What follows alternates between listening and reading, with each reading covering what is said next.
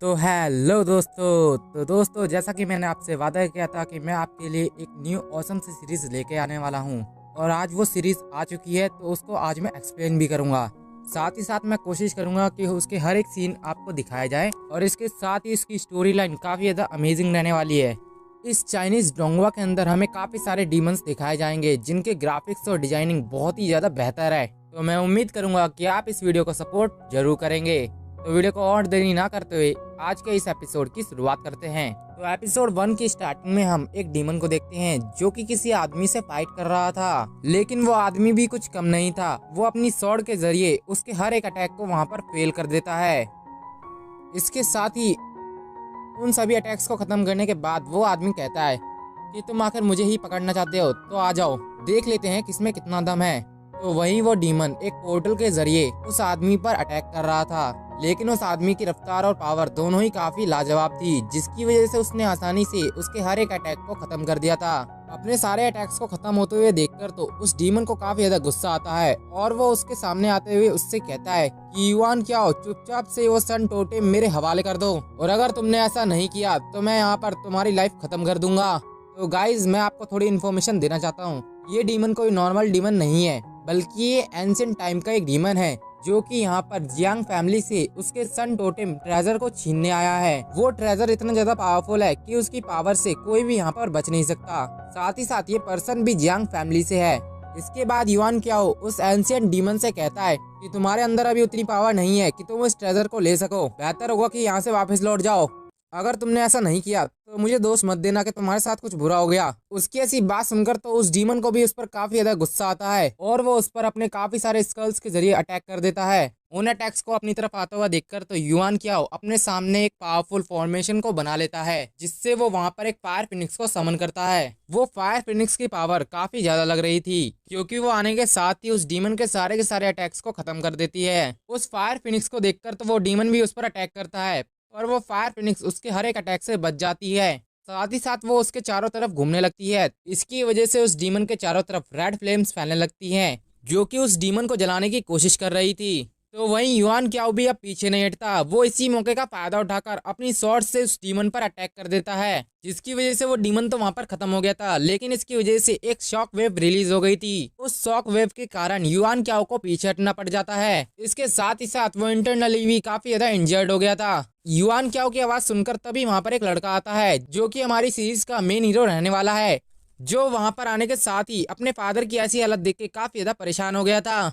तो वहीं वो डीमन अभी भी मरा नहीं था, उसका बस एक क्लोन ही डिस्ट्रॉय हुआ था। जिसके बाद तो वो वहां पर युआन क्याओ पे अटैक कर देता है। उस अटैक को अपने फादर की तरफ बढ़ता हुआ देखकर तो हमारा मेन हीरो उनके सामने आ जाता है, ताकि वो उसके अटैक को झेल सके। उस अटैक की वजह से तो उसकी हालत वहां पर काफी ज्यादा खराब हो रही थी, जो देखकर तो युआन क्याओ को अपने बेटे की वहां पर चिंता होने लगती है। इसके साथ ही हमें उसके बेटे का नाम भी पता चलता है, उसका नाम जियांग हाओ होता है। युआन क्याओ अपने बेटे की मदद करने के लिए वहां पर अपनी पावर्स का यूज करने लगता है। साथ ही साथ वो अपने बेटे को हिम्मत देते हुए कहता है कि जियांग हाओ, तुम इससे बाहर जरूर आ सकते हो, बस अपनी हिम्मत मत हारना। तो वहीं दूसरी तरफ जियांग हाओ के अंदर तो एक अलग सी पावर ही जनरेट हो गई थी, जिसकी वजह से उसने अपने फादर की स्वॉर्ड को वहां पर अपने पास बुला लिया था, और उस स्वॉर्ड का यूज करते हुए उसने उस डीमन पर एक अटैक कर दिया था, जिसकी वजह से उस डीमन का वहां पर एक हाथ इंजर्ड हो गया। वहीं जियांग हाओ तो अभी भी काफी ज्यादा गुस्से में था। वो वहां पर उस डीमन से कहता है कि कोई भी मेरी फैमिली को यहाँ पर हर्ट नहीं कर सकता, जो सुनकर तो उस डीमन को काफी ज्यादा गुस्सा आता है, और वो कहता है कि तुम छोटे से लड़के आखिर अपने आप को क्या समझ रहे हो। इतना कहते ही वो उस पर अटैक करने के लिए बढ़ जाता है, जिसकी वजह से जियांग हाओ को वहां पर अपनी और भी पावर को एक्टिवेट करना पड़ गया। अपनी पूरी पावर्स को एक्टिवेट करने के बाद तो जियांग हाओ के वहां पर विंग्स आ चुके थे, जिनकी मदद से वो आसानी से उस डीमन से फाइट करने लगता है। वहीं वो उस स्वॉर्ड को पूरी तरीके से चार्ज करते हुए उस डीमन की तरफ एक जोरदार स्लैश अटैक करता है। तो वहीं उस अटैक को रोकने के लिए उस डीमन ने भी अटैक कर दिया था, जिसकी वजह से वो दोनों ही अटैक्स एक दूसरे में टकरा जाते हैं। लेकिन जियांग हाओ का अटैक काफी ज्यादा पावरफुल था, जिसकी वजह से वहां पर एक लायन बीस्ट भी बन गया था, जिसके बाद तो उस लायन बीस्ट ने उस डीमन को वहां पर खत्म कर दिया। वहीं युआन क्याओ तो अपने बेटे की पावर्स को देखकर काफी ज्यादा हैरान था। वो कहता है कि जियांग हाओ की तो ब्लड लाइन एक्टिवेट हो चुकी है, मैंने ये सोचा भी नहीं था कि इसकी पावर्स इस तरीके से बाहर निकल कर आएंगी। वो ये सब कुछ कह ही रहा था कि तभी जियांग हाओ वहाँ पर बेहोश होने लगता है, जिसकी वजह से वो वहाँ पर नीचे भी गिरने लग जाता है। लेकिन तभी सही मौके पर युआन क्याओ उसको वहाँ पर बचा लेते हैं। तभी उनकी नजर स्काई के ऊपर जाती है, जहाँ पर उन्हें वही फॉर्मेशन फिर से दिखाई देता है। वो समझ जाते हैं कि अब मेरा यहाँ से जाने का वक्त आ गया है। इसके बाद तो वो अपने बेटे के लिए एक बुक को वहाँ पर रख देते हैं। तो अभी जियांग हाओ को थोड़ा बहुत होश आने लगता है, तो वो अपने डैड से पूछता है कि आखिर आप कहाँ जा रहे हैं। जिसके बाद तो उसके फादर वहाँ पर उससे कहने लगते हैं कि जियांग हाओ, मैंने बहुत लंबे टाइम तक तुम्हें प्रोटेक्ट करके रखा, पर लगता है मेरे यहाँ से जाने का वक्त आ चुका है। तभी वहाँ पर उस डीमन का हैंड आने लगता है। साथ ही साथ वो गुस्से में वहाँ पर कहता है कि आखिर तुम्हारी हिम्मत कैसे हुई मेरे इतने सारे क्लोन्स को डिस्ट्रॉय करने की। युआन क्याओ के बच्चे, लगता है आज तुम्हें यहाँ पर मरने की कुछ ज्यादा ही जल्दी है। जो देखकर तो युआन क्याओ भी पीछे नहीं हटते, वो तुरंत ही वहाँ पर आगे की तरफ जाने लगते हैं। जिसके बाद तो वो पीछे मुड़ते हुए अपने बेटे को भी एक नजर देखते हैं। फिर इसके बाद वो वापस से आगे की तरफ बढ़ जाते हैं। इसके बाद वो उस हैंड के करीब पहुंचने के बाद अपनी एक फॉर्मेशन को तैयार कर लेते हैं। वहीं जियांग हाओ तो अपने फादर को ऐसे जाता हुआ देखकर काफी ज्यादा उदास था, क्योंकि अभी उसके अंदर इतनी पावर्स नहीं थी कि वो उनको यहाँ पर बचा सके। तो वहीं उस डीमन हैंड ने उसके फादर को पूरी तरीके से कैप्चर कर लिया था। इसके बाद तो वो जियांग हाओ के फादर को वहाँ से ले जाने लगता है। वहीं उसके फादर अभी भी जिंदा थे। साथ ही साथ वो कह रहे थे कि जियांग हाओ, तुम बिल्कुल भी परेशान मत होना, ये अंधेरा ज्यादा टाइम तक यहाँ पर टिकने नहीं वाला, क्योंकि तुम एक सूरज हो और सूरज इस दुनिया में सिर्फ प्रकाश लेकर आता है। मुझे उम्मीद है कि जिस दिन तुम ज्यादा ताकतवर बन जाओगे उस दिन इस अंधेरे को तुम पूरी तरीके से खत्म कर दोगे। इसके बाद तो वो डीमन हैंड स्काई में कहीं गायब हो जाता है। उस हैंड के गायब होने के बाद तो जियांग हाओ वहाँ पर बहुत ज्यादा दुखी हो जाता है। साथ ही साथ वो कहने लगता है कि फादर, आप चिंता मत करना, मैं आपको बचाने के लिए जरूर आऊंगा। इसके 1 साल के बाद हम जियांग हाओ को देखते हैं, जो कि अपने घर में अपने फादर के पेपर वर्क्स को चेक कर रहा था कि उसे कोई ऐसा क्लू मिल जाए जिससे वो उस मॉन्स्टर के ठिकाने पे पहुंच सके। उसके पूरे ही कमरे में काफी सारे पेपर्स नीचे पड़े हुए थे। और गाइज, मैं आपको छोटी सी इन्फॉर्मेशन और देना चाहता हूँ। जियांग हाओ की लाइफ पहले इमोर्टल नहीं थी, बल्कि ये आगे जाकर इमोर्टल बनेगा। उसकी लाइफ शुरुआत से एक मॉर्टल बीइंग की तरह ही रही है, लेकिन 1 साल पहले जो इंसिडेंट हुआ उसकी वजह से उसके अंदर की ब्लड लाइन वहाँ पर एक्टिवेट हो गई, जिसकी वजह से वो आसानी से अब यहाँ पर कल्टीवेशन भी कर सकता है। तो अब हम अपनी मेन स्टोरी पर वापस आते हैं। इसके बाद हम जियांग हाओ को देखते हैं, जो कि वहाँ पर अपने फादर की दी हुई बुक को पढ़ने लगता है, जहाँ पर उसे काफी सारे बीस्ट के चित्र दिखाई दे रहे थे। वो वहाँ पर उस बुक को पढ़ ही रहा था कि तभी वहाँ पर एक आवाज आती है, जो कि कहती है कि सर, आपका पैकेज आ चुका है। इसके बाद हम जियांग हाओ को देखते हैं, जिसे उस पैकेज के अंदर एक लेटर मिलता है, और उस लेटर में लिखा हुआ था कि अगर तुम अपने फादर को ढूंढना चाहते हो तो इस की का इस्तेमाल करना। वहीं उस बोन के टुकड़े को देखकर तो जियांग हाओ को कुछ भी समझ नहीं आता। साथ ही साथ उस बोन के ऊपर एक सन टाइप का पैटर्न बना हुआ था। इसके बाद तो वो उस बुक के अंदर उस पैटर्न को तलाशने की कोशिश करने लगता है। तभी उस बुक में अचानक से हलचल होने लगती है और उसके सभी के सभी लेटर्स हवा में फ्लोट करने लगते हैं, जो कि सीधा ही जियांग हाओ के पास चले जाते हैं। जिसे देखकर तो जियांग हाओ को वहाँ पर कुछ भी समझ नहीं आता। तो वहीं उसके हाथ में रखा हुआ वो बोन की भी वहाँ पर गायब हो गई थी। उस बोन के डिसअपियर होने के बाद तो वहाँ पर बस उसका सिंबल रह गया था, जो कि सीधा ही जियांग हाओ के फोरहेड के अंदर चला जाता है। इसके बाद तो वो पूरी की पूरी बुक उसको अपने अंदर खींचने की कोशिश करने लगती है, जिसे देखकर तो जियांग हाओ उससे अपना पीछा छुड़ाने की कोशिश करने लगता है, लेकिन इसका कोई भी फायदा नहीं होता। वो लेटर्स उसको पूरी तरीके से उस बुक के अंदर ले जाते हैं। तो अब से यहाँ पर जियांग हाओ की एक नई लाइफ की शुरुआत होती है।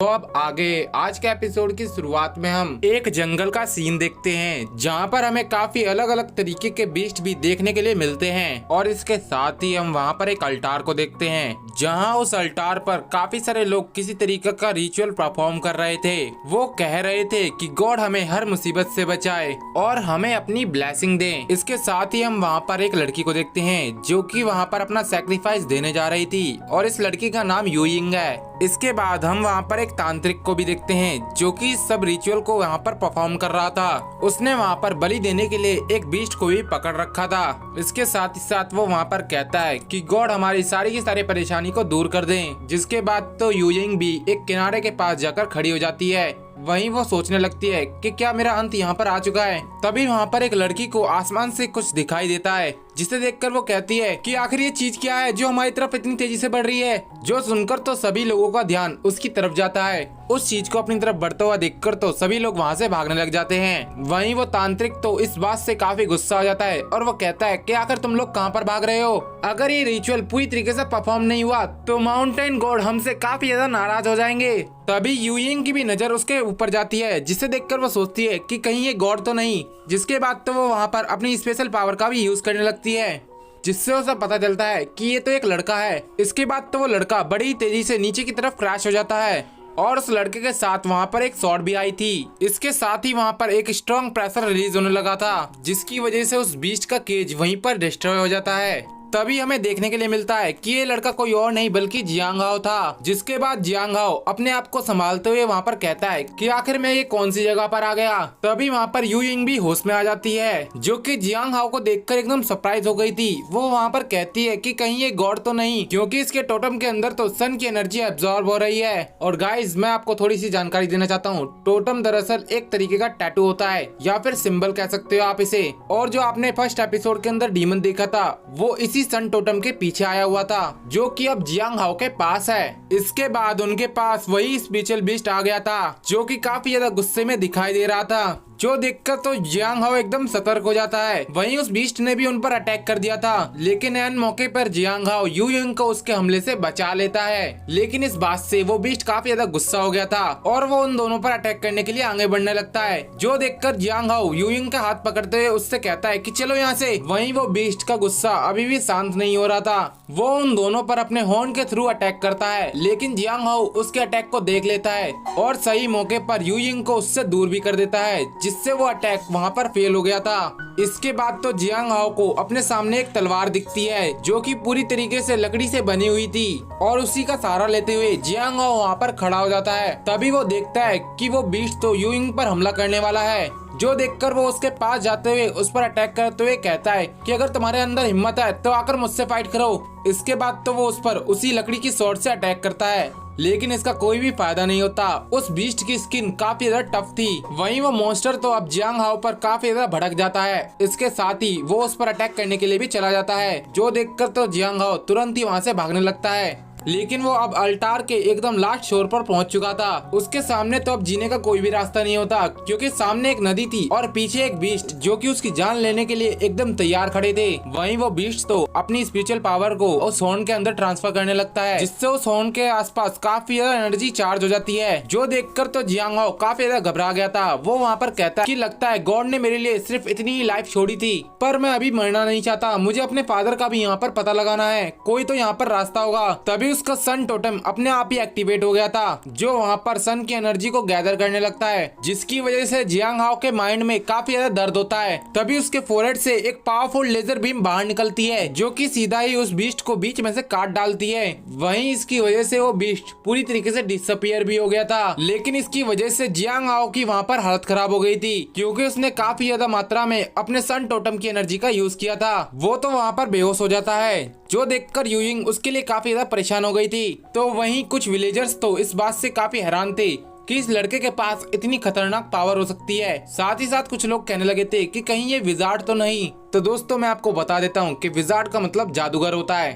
तो आप कंफ्यूज मत होइएगा। इसके बाद वहाँ पर तांत्रिक भी आ गया था, जो कि वहाँ पर कहता है कि अभी अभी भी मुझे माउंटेन गॉड ने इन्फॉर्म किया है कि ये लड़का एक तरीके का डिजास्टर स्टार है, इसलिए कल सुबह होते ही हमें इस लड़के की बलि देनी होगी, ताकि हमारे किंगलिन क्लैन की ग्लोरी वापस से लौट कर आ सके। वो सारे ही लोग किंगलिन क्लैन से बिलोंग करते हैं, यहाँ तक कि यू यिंग भी उन्हीं के क्लैन से है। इसके बाद वहाँ पर रात हो जाती है, जहाँ जियांग हाओ को जब होश आता है तो वो अपने आप को एक केज के अंदर पाता है, जिसे देखकर तो वो कहता है कि आखिर ये कौन सी जगह है। तभी वहाँ पर यू यिंग उससे बोलती है कि तुम अभी वेस्टर्न फॉरेस्ट के तियानमाओ माउंटेन के अंदर हो और ये इलाका किंगलिन ट्राइब्स का है। यू यिंग को वहाँ देखकर तो जियांग हाओ उससे कहता है कि आखिर तुम लोगों ने मुझे यहाँ पर कैद क्यों कर रखा है, मुझे यहाँ से अभी के अभी बाहर निकालो। इसके बाद तो वो वहाँ से बाहर निकलने की भी कोशिश करता है, लेकिन अभी इसका कोई भी फायदा नहीं होता, क्योंकि इस बार उस केज को एक खास तरीके के स्पेल से कवर किया गया है। जियांग हाओ कितनी भी कोशिश कर लेता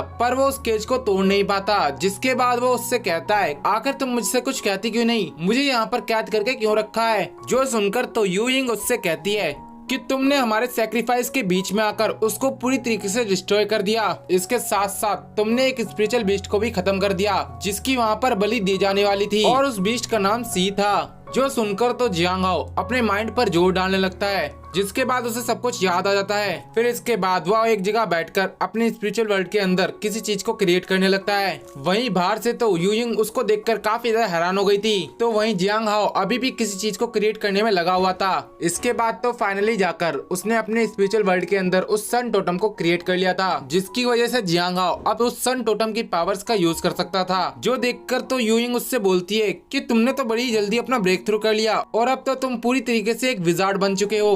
यूयिंग के मुंह से विजार्ड का नाम सुनकर तो जियांग हाओ काफी ज्यादा हैरान हो गया था और वो उससे पूछता है, आखिर तुम कहना क्या चाहती हो, मुझे विजार्ड के बारे में एक बार सही से बताओ। जिस पर तो यूयिंग उसको जवाब देती है कि विजार्ड का मतलब तो विजार्ड ही होता है और विजार्ड सिर्फ वही लोग होते हैं जिनके फोरहेड पर एक खास तरीके का पैटर्न होता है जिसे हम टोटेम कहते हैं, और तुम्हारे पास एक सन का टोटम है और इसकी वजह से तुम दिन के समय सन की पावर्स को एब्जॉर्ब कर सकते हो। लेकिन अभी रात हो रही है इसलिए इस टोटम की पावर अभी सही से काम नहीं करेगी। जो सब कुछ जानने के बाद तो जियांग हाओ कहता है कि क्या कहा तुमने, सन की तरह। इसके बाद तो उसने नीचे सन की ड्राइंग भी बना दी थी और वो उससे पूछता है, क्या तुम इसी चीज के बारे में बात कर रही हो। जिस पर तो यूयिंग उससे कहती है कि हाँ बिल्कुल, मैं इसी के बारे में बात कर रही हूँ। जिसके बाद तो जियांग हाओ अपने मन में सोचता है कि मतलब कि उस बोन के टुकड़े पर कोई नॉर्मल टैटू नहीं बना हुआ था और शायद डैड ने इसी वजह से मुझे सन कहा था क्योंकि मेरे अलावा कोई और उस सन टोटम को एक्टिवेट नहीं कर सकता था। लेकिन अब जब मुझे ये सारी जानकारी मिल ही चुकी है तो इसका मतलब साफ है कि अब मैं चलता फिरता एक सन का पावर बैंक बन चुका हूँ, जिसकी वजह से मैं सन की पावर्स का यहाँ पर यूज कर पाऊंगा।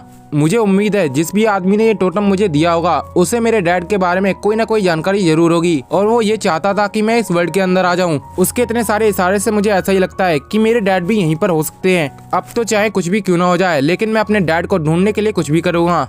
तभी वहाँ पर यूयिंग उससे बोलती है कि डिजास्टर स्टार, आखिर तुम्हारे साथ क्या प्रॉब्लम है, क्या तुम्हें कुछ चाहिए, क्योंकि वैसे भी कल तुम्हारे लिए काफी बुरा दिन है। अगर तुम्हें कुछ नहीं चाहिए तो बेहतर होगा कि तुम जाकर अभी सो जाओ क्योंकि सुबह होने के बाद हमें माउंटेन गॉड को तुम्हारी बलि देनी होगी, जिसकी वजह से गॉड्स हमें काफी सारी ब्लेसिंग्स देंगे। सैक्रिफाइस का सुनकर तो जियांग हाओ को काफी ज्यादा हैरानी होती है। इसके बाद सीन शिफ्ट होता है और हम सुबह के टाइम पर किंगलिन ट्राइब के लोगों को देखते हैं जो कि अपने साथ जियांग हाओ को सैक्रिफाइस के लिए ले जाने लगते हैं। वहीं पर जियांग हाओ अपने मन में सोच रहा था कि अगर मैंने अभी कुछ नहीं किया तो अल्टार पे जाने के बाद मेरी मौत पक्की है। मेरे पास बचने का सिर्फ यही मौका है। मुझे जल्द से जल्द इस रोड पर कुछ न कुछ ऐसा करना होगा जिसकी मदद से मैं यहाँ से भाग जाऊं। लेकिन मैं भागूंगा कहाँ, क्योंकि अगर मैं सामने गया तो सामने तो वो तांत्रिक है जो कि अपना रिचुअल परफॉर्म कर रहा है और वैसे भी मेरे आसपास काफी सारे लोग हैं जो मुझे आसानी से पकड़ सकते हैं। बेहतर होगा कि मैं आगे की तरफ ना जाऊं। तभी वहाँ पर उसके सन टोटम के अंदर काफी सारी एनर्जी जाने लगती है जिससे जियांग हाओ को ऐसा लगता है कि उसके फोरहेड के अंदर कोई चीज ड्रिल हो रही है। इसके साथ ही वो कहता है कि ऐसी ही फीलिंग मुझे कल भी महसूस हो रही थी। मुझे लगता है कि मेरा सन टोटम पूरी तरीके से चार्ज हो चुका है। वहीं यूयिंग तो जियांग हाओ को देख के काफी ज्यादा खुश दिखाई दे रही थी। वो उससे कहती है कि तुम हमारे ट्राइब के कपड़ों में काफी ज्यादा अच्छे लग रहे हो। यूयिंग की ऐसी बात सुनकर तो जियांग हाओ उससे कहता है कि तारीफ करने के लिए शुक्रिया, लेकिन मेरा इतनी जल्दी यहाँ पर सैक्रिफाइस होने का कोई भी मन नहीं है। मुझे जल्द से जल्द यहाँ से भागना ही होगा। जो सुनकर तो यूयिंग का वहाँ पर चेहरा उतर जाता है। वहीं जियांग हाओ तो आसपास की चीजों पे नजर रखता है ताकि वो किसी मौके का फायदा उठाकर यहाँ से भाग सके। लेकिन एक सोल्जर उसको ऐसे करते हुए देख लेता है और कहता है कि आखिर तुम यहाँ पर क्या देख रहे हो, सामने की तरफ देखो और चलते रहो सीधा। तभी जियांग हाओ को सामने जाते हुए कुछ खुराफाती आइडिया आता है और वो अपने हाथों में फायर फ्लेम्स को जनरेट करते हुए नीचे उग रही घासों में डाल देता है, जिसकी वजह से वहाँ चारों तरफ ही आग लग जाती है। और इसी सब का फायदा उठाकर जियांग हाओ उनसे कहता है कि देखो वहाँ पर आग लग गई। वो आग सीधा ही उस माउंटेन को जला रही थी, जिस वजह से उस ट्राइब के लोग वहीं पर रुक जाते हैं और उस आग को बुझाने की कोशिश करने लगते हैं। लेकिन जियांग हाओ अभी भी नहीं रुकता। वो चारों ही तरफ उस माउंटेन के अंदर आग लगा देता है, जिसकी वजह से वो आग अल्टार की तरफ जाने लगती है, जो देखकर तो काफी सारे लोग घबरा गए थे और उस आग को बुझाने की तरफ भी बढ़ जाते हैं। वहीं जियांग हाओ को जैसे ही मौका मिलता है वो तुरंत ही वहाँ से भाग लेता है, जो देखकर तो यूयिंग भी उसका पीछा करती है और कहती है कि डिजास्टर स्टार तुम यहाँ से नहीं जा सकते। वहीं यूयिंग ने भी उस पर अटैक किया था, लेकिन जियांग हाओ सही मौके पर हट जाता है। लेकिन वो अटैक जिस पेड़ पर लगा था वो पेड़ ही वहीं से टूट गया था। जियांग हाओ तो उसकी पावर देखकर काफी हैरान था और वो उससे कहता है कि मैं तुम लोगों को जानता भी नहीं हूँ, आखिर मैं अपनी लाइफ की यहाँ पर बलि क्यों दूं। जो सुनकर तो यूयिंग भी उससे कहती है कि हमने तो कभी नहीं कहा था कि तुम हमारी हेल्प करो। पहली बात तो तुम खुद हमारे प्लेस पर आए और तुमने आकर वहाँ पर हमारा सैक्रिफाइस बर्बाद कर दिया। तुम चाहकर भी मुझसे यहाँ से बच के नहीं जा सकते, क्योंकि मैं फर्स्ट ग्रेड की टोटम वॉरियर हूँ। जो सुनकर तो जियांग हाओ उससे कहता है कि आखिर ये टोटम वॉरियर क्या होते हैं। उसकी ऐसी बात सुनकर तो यूयिंग उसे बताती है कि टोटम वॉरियर्स वो होते हैं जिनके पास एक खास तरीके का टोटम होता है, जो कि फाइट लड़ने के लिए अपने टोटम को अपनी बॉडी के साथ यूज करते हैं, जिससे उनकी स्ट्रेंथ काफी ज्यादा बढ़ जाती है। लेकिन वो विजार्ड से ज्यादा पावरफुल नहीं होते। जो जो सुनकर तो जियांग हाओ को एक आइडिया आता है और वो उससे कहता है कि अगर तुम्हारी बात सही है तो तुम मुझसे कभी भी नहीं जीत सकती, क्योंकि मैं भी तो एक विजार्ड हूँ। इतना कहकर वो उसकी तरफ बढ़ने लगा था, जिस बात से यूयिंग को उस पर काफी ज्यादा गुस्सा आता है और वो अपनी लात को नीचे पटकती है, जिसकी वजह से पूरी जमीन में एक क्रैक पड़ गया था। उस क्रैक को देखने के बाद तो जियांग हाओ की वहाँ पर फट के चार हो जाती है और वो उससे कहता है कि लगता है मेरे भागने का टाइम आ गया। इतना कहकर वो वहाँ से भाग जाता है, लेकिन इससे पहले वो वहाँ से निकल पाता वहाँ पर वही तांत्रिक पहुँच जाता है, जो वहाँ पर आने के बाद जियांग हाओ से कहता है कि आखिर तुम अपने आप को क्या समझते हो कि तुम किंगलैंड ट्राइब के अंदर जब मर्जी तब यहाँ से जा सकते हो। तुम सिर्फ इस ट्राइब से जब ही निकल सकते हो जब हमारी मर्जी होगी, बिना हमारी परमिशन के तुम यहाँ से नहीं जा सकते। वहीं जियांग हाओ तो उसको देखकर कहता है कि क्या तुम एक तांत्रिक हो, जिस पर तो वो तांत्रिक कहता है कि हाँ तुमने बिल्कुल सही पहचाना। इसके बाद तो उससे कहता है कि क्या तुमने मेरे जैसा कोई इंसान नहीं देखा जो तुम यहाँ पर मेरी ही बलि देना चाहते हो। मेरा नाम जियांग हाओ है और मैं युआन क्याओ का बेटा हूँ। अगर मेरे फादर को पता लगा कि तुम मेरे साथ ऐसा कर रहे हो तो वो तुम्हें अपने हाथों से यहाँ पर मार डालेंगे। जो सुनकर तो यूइंग भी काफी ज्यादा हैरान हो गई थी। तो वहीं वो तांत्रिक भी अपने मन में सोचता है कि आखिर ये पीछे की तरफ क्यों जा रहा है। इससे पहले वो कुछ और सोच पाता तब तक जियांग हाओ वहाँ से भाग जाता है, जो देखकर तो उस तांत्रिक को उस पर काफी ज्यादा गुस्सा आता है और वो कहता है आखिर तुम्हारी हिम्मत कैसे हुई, मेरे यहाँ होने के बावजूद तुम मेरी बिना परमिशन के यहाँ से भागे कैसे। वहीं जियांग हाओ भागते हुए कहता है कि आखिर तुम जैसे तांत्रिक को देखकर कोई क्यों नहीं भागेगा, तुम दिखने में एकदम भूत की तरह लगते हो। वो वहाँ पर बड़ी तेजी से भाग रहा था, लेकिन इस बात से तो उस तांत्रिक को काफी गुस्सा आता है और वो अपनी पावर्स को एक्टिवेट करते हुए जियांग हाओ पर अटैक कर देता है, जिस वजह से जियांग हाओ पर कुछ रूट्स ने हमला कर दिया था। उन रूट्स से निकल पाना जियांग हाओ के बस की बात नहीं थी। इसके साथ ही वो रूट्स वहाँ पर एक केज टाइप क्रिएट कर चुकी थी, जिसके अंदर उन्होंने जियांग हाओ को फंसा लिया था। इसके बाद तो वो तांत्रिक उन सभी लोगों को लेकर जियांग हाओ के पास भी आ गया था, जो देखकर तो जियांग हाओ भी उस पर अटैक कर देता है। लेकिन वो तांत्रिक काफी ज्यादा शातिर था, उसने तुरंत ही एक लड़की को अपने सामने कर लिया, जिसकी वजह से वो लड़की वहाँ पर मारी जाती है। जो सब कुछ देखने के बाद तो वहाँ पर यूइंग के साथ साथ उस पूरी ट्राइब के वहाँ पर होश उड़ चुके थे। वहीं जियांग हाओ को भी इस बात से काफी गुस्सा आ रहा था, क्योंकि वो तांत्रिक अपने फायदे के लिए उन सभी का यूज कर रहा था। लेकिन फिर भी वो उन्हें डराते हुए कहता है कि अगर तुम मेरे पास आए तो मैं किसी को भी यहाँ पर मार सकता हूँ।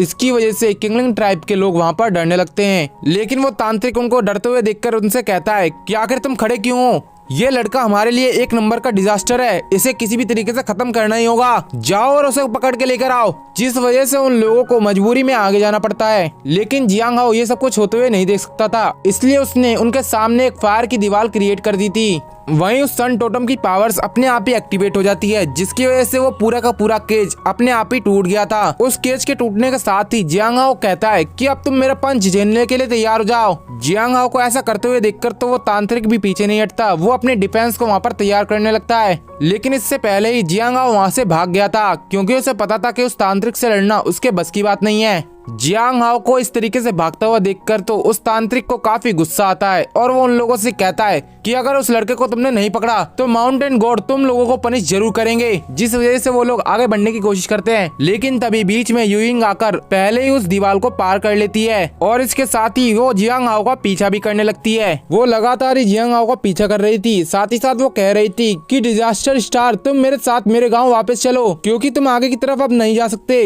आगे एक फॉरबिडन एरिया है जिसके अंदर जाना सभी के लिए मना है। लेकिन जियांग हाओ उसकी एक भी नहीं सुनता, वो सीधा इस फॉरबिडन एरिया के अंदर घुस जाता है, जो देखकर यूइंग काफी ज्यादा हैरान हो गई थी। इसके बाद वो वहाँ पर माउंटेन गॉड को प्रे करते हुए कहती है कि मुझे माफ कर देना, लेकिन मुझे जियांग हाओ को वापस लेकर आने के लिए इस फॉरबिडन एरिया के अंदर जाना ही होगा। इसके बाद तो वो सीधा ही उसके अंदर चली जाती है। उसके जाने के बाद तो उस स्टोन के अंदर अचानक से हलचल हो गई थी। वहीं जियांग हाओ तो भागते भागते काफी दूर पहुंच जाता है, जिसके बाद वो आराम से चलते हुए आसपास की चीजों को ऑब्जर्व करने लगता है। लेकिन तभी उसकी नजर एक फ्रूट पर जाती है, जो कि एक पेड़ पर लगा हुआ था। उस फ्रूट को देखने के बाद तो जियांग हाओ काफी हैरान था। वो कहता है कि ये तो एक ग्लोइंग पीच है, कहीं ऐसा तो नहीं कि इस पीच के अंदर काफी ज्यादा पावर हो, मुझे एक बार इसको ट्राई जरूर करना चाहिए। इतना कहने के बाद वो सीधा ही उस फ्रूट को तोड़ने के लिए चला जाता है, लेकिन उसे ये पता नहीं था कि इस फ्रूट की रखवाली एक ब्लड ड्रैगन भी कर रहा था। जैसे ही उस ब्लड ड्रैगन को पता चलता है कि जियांग हाओ उस फ्रूट को तोड़ रहा है, वो तुरंत ही उस पानी से बाहर निकल जाता है। इसके साथ ही उसने जियांग हाओ पर अटैक भी कर दिया था, लेकिन जियांग हाओ उस फ्रूट को छोड़ने के लिए तैयार नहीं था। उसने वो फ्रूट अपने पास रख लिया था। वहीं इस बात से वो ब्लड ड्रैगन काफी ज्यादा गुस्सा हो जाता है।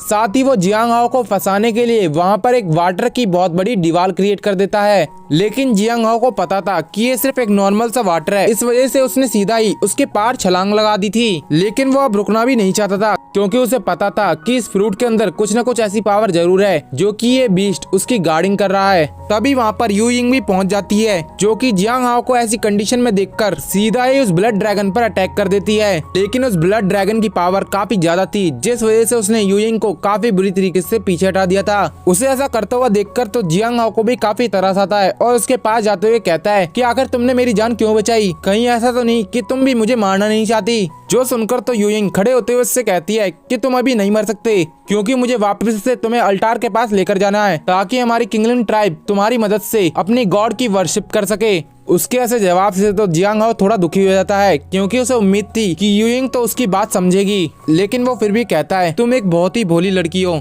तुम अपनी ट्राइब के लिए बहुत कुछ करना चाहती हो, लेकिन मुझे नहीं लगता कि वो ट्राइब तुम्हारा कभी एहसान भी मानेगी। तभी जियांग हाओ उस ड्रैगन को ध्यान से देखते हुए सोचता है कि मैंने इसे कहीं तो देखा है, जिसके बाद उसे याद आता है कि उसने यहाँ पर आने से पहले उस बुक के अंदर इस ड्रैगन का चित्र देखा था, साथ ही साथ उसकी जानकारी भी पड़ी थी। वहीं यू यिंग उससे कहती है कि तुम यहाँ से वापस लौट जाना, तब तक मैं इसको ब्लॉक करके रखती हूँ। यू यिंग की ऐसी बात सुनकर तो जियांग हाओ उससे कहता है कि नहीं, तुम ऐसा बिल्कुल भी नहीं करोगी, लेकिन तब तक देर हो चुकी थी। यू यिंग ने उस ब्लड ड्रैगन पर अटैक कर दिया था, जिसके बाद तो वो ड्रैगन भी पीछे नहीं हटता, वो लगातार ही यू यिंग पर अटैक करता है। वहीं यू यिंग उससे फाइट करते हुए जियांग हाओ से कहती है कि आखिर तुम खड़े क्यों हो, जल्दी से यहाँ से भाग जाओ। उसकी ऐसी बात सुनकर तो जियांग हाओ को भी वहाँ से जाना पड़ता है, लेकिन उस ड्रैगन ने काफी ज्यादा पावरफुल अटैक कर दिया था, जिसकी वजह से यू यिंग वहाँ पर काफी घायल हो जाती है। यू यिंग को इस कंडीशन में देखकर तो जियांग हाओ तुरंत ही उसके पास जाता है, जिसकी वजह से वो फ्रूट नीचे गिर गया था, और इसी मौके का फायदा उठाकर वो ब्लड ड्रैगन उस फ्रूट के पास चला जाता है और उसको अपनी पावर से कवर कर लेता है।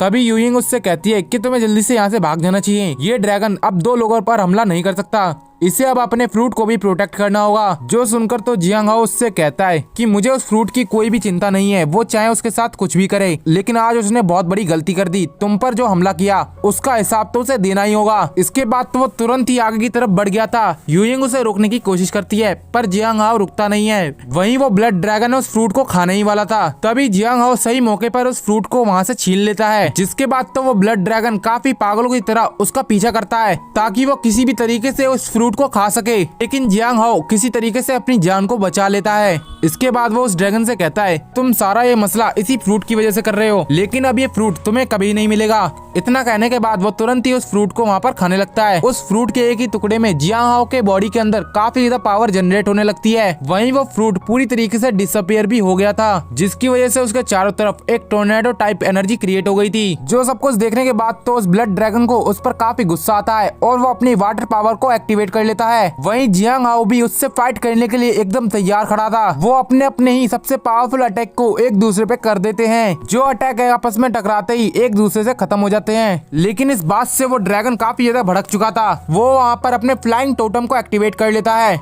अब उस ड्रैगन को देखने के बाद तो यू यिंग काफी परेशान हो जाती है। वो जियांग हाओ से कहती है कि ये ड्रैगन काफी ज्यादा पावरफुल हो चुका है, तुम इसका सामना नहीं कर पाओगे। लेकिन जियांग हाओ अभी भी उसकी बात सुनने को तैयार नहीं था। वो लगातार ही उससे फाइट करने लगता है, जिस बीच उस ड्रैगन ने उसको पीछे भी हटा दिया था। फिर इसके बाद वो ड्रैगन जैसे ही उस पर अटैक करने के लिए आगे आता है, सही मौके पर यू यिंग आकर उसे बचा लेती है। इसके बाद वो अपनी स्पेशल आई का यूज करते हुए उसकी बॉडी को स्कैन करती है, जिससे उसे पता चलता है कि इसका कोर तो इसके पेट के अंदर है। जिसके बाद वो जियांग हाओ को इसके बारे में बताती है कि इसका कोर इसके पेट में मौजूद है और उस कोर को प्रोटेक्ट करने के लिए इसके पास कोई और टोटम पावर भी नहीं है। जो सब कुछ सुनने के बाद तो जियांग हाओ तुरंत ही आगे की तरफ बढ़ गया था, तो वहीं वो ड्रैगन भी उस पर अटैक करने के लिए एकदम तैयार खड़ा था। फिर इसके बाद वो आपस में ही लड़ने लगते हैं, जहाँ पर जियांग हाओ अपनी फायर बॉल के जरिए उस पर अटैक कर रहा था, जिससे उस ड्रैगन का शुरू में तो कुछ नहीं बिगड़ता। जो देख कर तो जियांग हाओ अपनी काफी सारी पावर्स एक ही बॉल के अंदर कन्वर्ट कर देता है। साथ ही जियांग हाओ उस टेक्निक का नाम भी रखता है, जिसका नाम तियान या गोल्डन लाइट टेक्निक था, और उस बॉल को ले जाकर सीधा ही उस पर हिट करता है और उस अटैक की वजह से उस ड्रैगन की वहीं पर मौत हो जाती है। उस बीस्ट के मरते ही इस बात की खबर उस तांत्रिक को भी हो जाती है, जिस वजह से वो कहता है कि ये बिल्कुल भी अच्छा नहीं हुआ। वहीं यूयिंग तो जियांग हाओ के लिए काफी परेशान हो गई थी। वो तुरंत ही उसके पास जाकर उसके चारों तरफ ही चेक करने लगती है कि कहीं उसको कोई इंजरीज तो नहीं हो गई। इसके बाद तो यूयिंग कहती है कि तुम तो बहुत ही ज्यादा बेस्ट हो। तभी उसकी नजर उसके फोरहेड पर जाती है, जिसे देखकर वो और भी हैरान हो गई थी। वहीं जियांग हाओ कहता है, अच्छा तो ये होती है फर्स्ट क्लास विजार्ड की पावर। मैंने ये एक्सपेक्ट नहीं किया था कि उस पीच को खाने के बाद मेरी पावर्स इतनी ज्यादा बढ़ जाएगी। जो सुनकर तो यूइंग उससे कहती है कि हाँ तुमने बिल्कुल सही कहा, वो पीच सच में काफी पावरफुल था, क्योंकि एक विजार्ड को अपग्रेड होने के लिए काफी ज्यादा टोटम की पावर की जरूरत होती है। लेकिन तुम तो एक फ्रूट की मदद से एक एडवांस लेवल पर पहुंच गए। इसमें कोई शक नहीं कि उस फ्रूट को प्रोटेक्ट करने के लिए इतना बड़ा स्नेक क्यों पीछे पड़ा था। तभी जियांग हाओ उससे कहता है कि वैसे मैं तुम्हारा नाम तो नहीं जानता, लेकिन मेरा नाम जियांग हाओ है। तुमसे मिलकर मुझे काफी ज्यादा खुशी हुई। जो सुनकर तो यूइंग काफी खुश हो जाती है और उससे कहती है कि तुम्हारा नाम काफी अच्छा है और मेरा लास्ट नेम यिंग है, जो कि मेरी ट्राइब से मुझे मिला है। वो आगे और कुछ उसे बता पाती, तभी वो जगह पूरी तरीके से शेक करने लगती है। तो अब आगे इस एपिसोड की शुरुआत में हम उसी जगह को देखते हैं जहां पर वो दोनों ही आपस में अपना इंट्रोडक्शन देने वाले थे। तभी वहां पर पूरी जगह शेक होने लगती है, जिसकी वजह से उन दोनों का ध्यान वहां पर जाता है, जहां उन्हें दिखाई देता है कि आसमान में एक स्पिरिचुअल लाइट अपीयर हो रही है और ये लोकेशन कहीं और नहीं बल्कि उसी ट्री की थी जहाँ से उसे ये स्पिरिचुअल फ्रूट मिला था। जिसके बाद वो दोनों ही उस लेक के पास पहुँच जाते हैं, जहाँ जियांग हाओ को दिखाई देता है कि वो पीच वाला ट्री तो पूरी तरीके से सूख चुका है, इसके साथ ही वो उस पानी के अंदर डूबता जा रहा है। जियांग हाओ उसे देख के कहने लगता है कि ऐसा नहीं हो सकता, क्योंकि उसको अंदाजा था कि कभी न कभी इस ट्री पे फिर से वही फ्रूट उगेगा जिसका यूज करके वो फिर से अपना ब्रेक थ्रू करवा सकता है। लेकिन अब इसका कोई भी फायदा नहीं था। तो वहीं वो ट्री पूरी तरीके से जब नीचे डूब जाता है तो वहाँ उस झील पर काफी सारे कपड़ों के टुकड़े तैरने लगते हैं, जिन्हें देखकर तो जियांग हाओ कहने लगता है आखिर ये टुकड़े यहाँ पर क्या कर रहे हैं। इन्हें देखकर तो ऐसा लगता है कि ये सभी के सभी किंगलिन ट्राइब से बिलोंग करते हैं। जिसके बाद तो वो इसके बारे में यूइंग से पूछता है, जो देखकर तो यूइंग भी एक पल के लिए शॉक हो जाती है और वो तुरंत ही उस कपड़े को चेक करने लगती है, जिसे देखकर वो और भी ज्यादा हैरान हो गई थी। इसके बाद वो बारी बारी काफी सारे कपड़ों की जाँच करती है। तभी उस झील में से यूइंग को एक नेकलेस मिलता है, जिसे देखकर वो और भी ज्यादा उदास हो जाती है और वो कहती है कि यानी कि वो कभी भी माउंटेन गॉड को सर्व कर ही नहीं रही थी, आखिर उसकी ये चीजें यहाँ पर क्या कर रही है। उसके इतना कहते ही वो वहाँ पर रोने भी लगी थी। वहीं जियांग हाओ को तो काफी सारी बातें समझ में आने लगी थी, लेकिन फिर भी वो नाटक करते हुए यूइंग से कहता है कि पता नहीं यहाँ पर माउंटेन गॉड ने इन सभी के कपड़े क्यों छोड़ दिए हैं। मुझे लगता है कि सिर्फ माउंटेन गॉड को उनकी सिर्फ बॉडी चाहिए थी, इसी वजह से उन्होंने उनके कपड़े यहीं पर छोड़ दिए हैं। लेकिन उसे भी ये समझ में आ गया था कि इन बातों का यूइंग पे कोई भी असर नहीं होने वाला। जिसके बाद वो अपने मन में सोचता है कि शुक्र है मैं उस जगह से बच गया, क्योंकि अगर मेरी भी यहाँ पर बलि दी जाती तो मेरा भी हाल इन्हीं लोगों जैसा होता। पता नहीं उन लोगों के साथ ये सब किसने किया होगा। जियांग हाओ तो यूइंग की ऐसी हालत देखकर काफी परेशान हो जाता है और उसको संभालते हुए कहता है कि यूइंग तुम्हें परेशान होने की कोई जरूरत नहीं है। मुझे लगता है कि हमारी इन्वेस्टिगेशन में कुछ न कुछ गलती हुई होगी, तुम प्लीज यहाँ पर रोना बंद कर दो। जियांग हाओ की ऐसी बात सुनकर तो यूइंग उससे कहती है कि जियांग हाओ तुम्हें पता है कि मेरी दोस्त या ने भी अपना सैक्रिफाइस दिया था, लेकिन आज उसकी चीजों को देखकर मुझे काफी ज्यादा रोना आ रहा है। जो देखकर तो जियांग हाओ उसे जैसे तैसे करके दिलासा देने लगता है। इसके बाद ये सीन शिफ्ट होता है और हम उस तांत्रिक को देखते हैं जो कि अपने उस ब्लड ड्रैगन पाइथन के पास आ गया था, जिसको इस तरीके से मरा हुआ देखकर तो वो तांत्रिक काफी ज्यादा गुस्सा हो गया था और वो कहने लगा था कि आखिर मेरे बीस्ट के साथ ये किसने किया, और इसके साथ साथ उसने मेरा यहाँ पर स्पिरिचुअल फ्रूट भी चुरा लिया। मैं किसी भी हालत में उसको यहाँ पर जिंदा नहीं छोड़ूंगा। इसके साथ ही वो वहाँ पर काफी गुस्सा करने लगा था। तभी उसकी नजर जमीन पर जाती है, जिस पर तो यूइंग और जियांग हाओ के फुटप्रिंट बने हुए थे। तो वहीं दूसरी तरफ हम जियांग हाओ और यूइंग को देखते हैं, जहां पर यूइंग ने जियांग हाओ को उस तांत्रिक के बारे में कुछ इन्फॉर्मेशन दी थी, जिन्हें जानकर तो जियांग हाओ कहने लगा था कि अच्छा वो तांत्रिक एक सेकंड रैंक का विजार्ड है। तो इससे ये साफ हो जाता है कि मैं उसका अभी के लिए तो सामना नहीं कर पाऊंगा। जिसके बाद वो यूइंग से कहता है कि यूइंग अगर यहाँ पर फाइट स्टार्ट होती है और तुम्हें लगता है कि मैं उस फाइट में नहीं जीत पाता, तो बेहतर होगा कि तुम यहाँ पर अपनी जान बचाकर चली जाना। तुम्हें मेरे मेरे लिए ज्यादा खतरा मोलने की कोई भी जरूरत नहीं है। जो सुनकर तो यूइंग उसका हाथ पकड़ते हुए उससे कहती है कि जियांग हाओ, सच में तुम काफी ज्यादा नरम दिल इंसान हो। जो सुनकर तो जियांग हाओ भी वहाँ पे शर्माने लगता है और वो यूइंग से कहता है, आखिर मैं इसे क्या समझूं, तुम इस तरीके से मुझसे बात कर रही हो, मुझे तो यहाँ पर शर्म आ रही है, लेकिन मैं यहाँ पर काफी खुश हूँ कि तुमने मुझसे ऐसा कहा। जिसके बाद वो यूइंग से पूछता है कि क्या किसी ने तुमसे ये कहा है कि तुम एकदम बिल्कुल बनी की तरह लगती हो। वो ये यहाँ पर सब कुछ कह ही रहा था कि तभी कुछ रूट्स आकर यूइंग को वहाँ से खींच के ले जाती हैं। इसके साथ ही कुछ अटैक्स आकर जियांग हाओ पर भी लगने लगते हैं, लेकिन जियांग हाओ उन सभी अटैक्स को वहाँ पर डॉच कर लेता है। तभी वहाँ पर उसी तांत्रिक की आवाज आती है जो कि जियांग हाओ से कहता है कि लड़के यहाँ से एक भी कदम मत हिलना, नहीं तो मैं वादा नहीं कर सकता कि यूइंग अगले दिन का सूरज देख भी पाएगी या नहीं। इसके बाद वो तांत्रिक भी बड़ी तेजी से वहाँ पर पहुँच जाता है। साथ ही साथ वो वहाँ पर काफी हंसने भी लगा था। जो देखकर तो यूइंग उससे पूछती है, आखिर तुमने मेरी दोस्त के साथ क्या किया, क्योंकि उसके कपड़े इस फॉरबिडन एरिया के अंदर कैसे आ सकते हैं, तुमने तो हमें यहाँ पर आने के लिए मना करा था, कहीं ऐसा तो नहीं कि तुमने उस ब्लड ड्रैगन पाइथन को मेरी दोस्त को खिला दिया, आखिर तुम कुछ कहते क्यों नहीं हो, सच सच बताओ कि यहाँ पर कोई माउंटेन गॉड है भी या नहीं। गॉड का नाम सुनकर तो वो तांत्रिक काफी ज्यादा हंसने लगता है और कहता है कि इस तियानमा माउंटेन के अंदर मैं ही अकेला गॉड हूँ, क्योंकि मेरी मर्जी के बिना यहाँ पर एक पत्ता नहीं हिल सकता। लेकिन तुम जैसे नीचे लोगों ने आखिर ये कैसे सोच लिया कि मैं तुम्हें इस तरीके से जाने भी दूंगा, जबकि तुमने मेरे उस ब्लड ड्रैगन पाइथन को इतनी आसानी से मार दिया, साथ ही साथ मेरे उस फ्रूट को भी यहाँ से चुरा लिया। तुम तो यहाँ पर सिर्फ मरना ही डिजर्व करते हो। जो सुनकर तो यहाँ पर जियांग हाओ उससे कहता है कि मरना मैं नहीं बल्कि तुम डिजर्व करते हो, क्योंकि तुम इस ट्राइब के अंदर रहने लायक ही नहीं हो। तुम अकेले ऐसे भेड़िए हो जो कि भेड़ों के झुंड में जाकर दुबकता है ताकि वो उनसे अपना पेट भर सके। तुमने न जाने कितने ही किंगलैंड ट्राइब्स के लोगों की यहाँ पर बलि दी है सिर्फ अपने उस बीस्ट को यहाँ पर खाना खिलाने के लिए। तुम जैसा एक घटिया तांत्रिक तो मैंने आज तक कहीं भी नहीं देखा। जियांग हाओ की ऐसी बात सुनकर तो उस तांत्रिक को काफी गुस्सा आता है और वो कहता है, आखिर तुम्हारी हिम्मत कैसे हुई मुझसे ऐसे बात करने की, आज मैं तुम्हें दिखाऊंगा कि आखिर इस माउंटेन गॉड की पावर क्या है। जिसके बाद तो उस तांत्रिक ने अपनी पावर्स को वहाँ पर एक्टिवेट करना स्टार्ट कर दिया था, जहाँ वो अपनी पावर्स की मदद से वहाँ पर एक भेड़िए को समन कर लेता है। जिसके बाद तो वो भेड़िया सीधा ही जियांग हाओ पर अटैक करने लगता है। तो वहीं ये सब कुछ देखकर तो वो तांत्रिक उससे कहता है कि लड़के अब तुम किसी भी हालत में यहाँ से बच के नहीं जा सकते,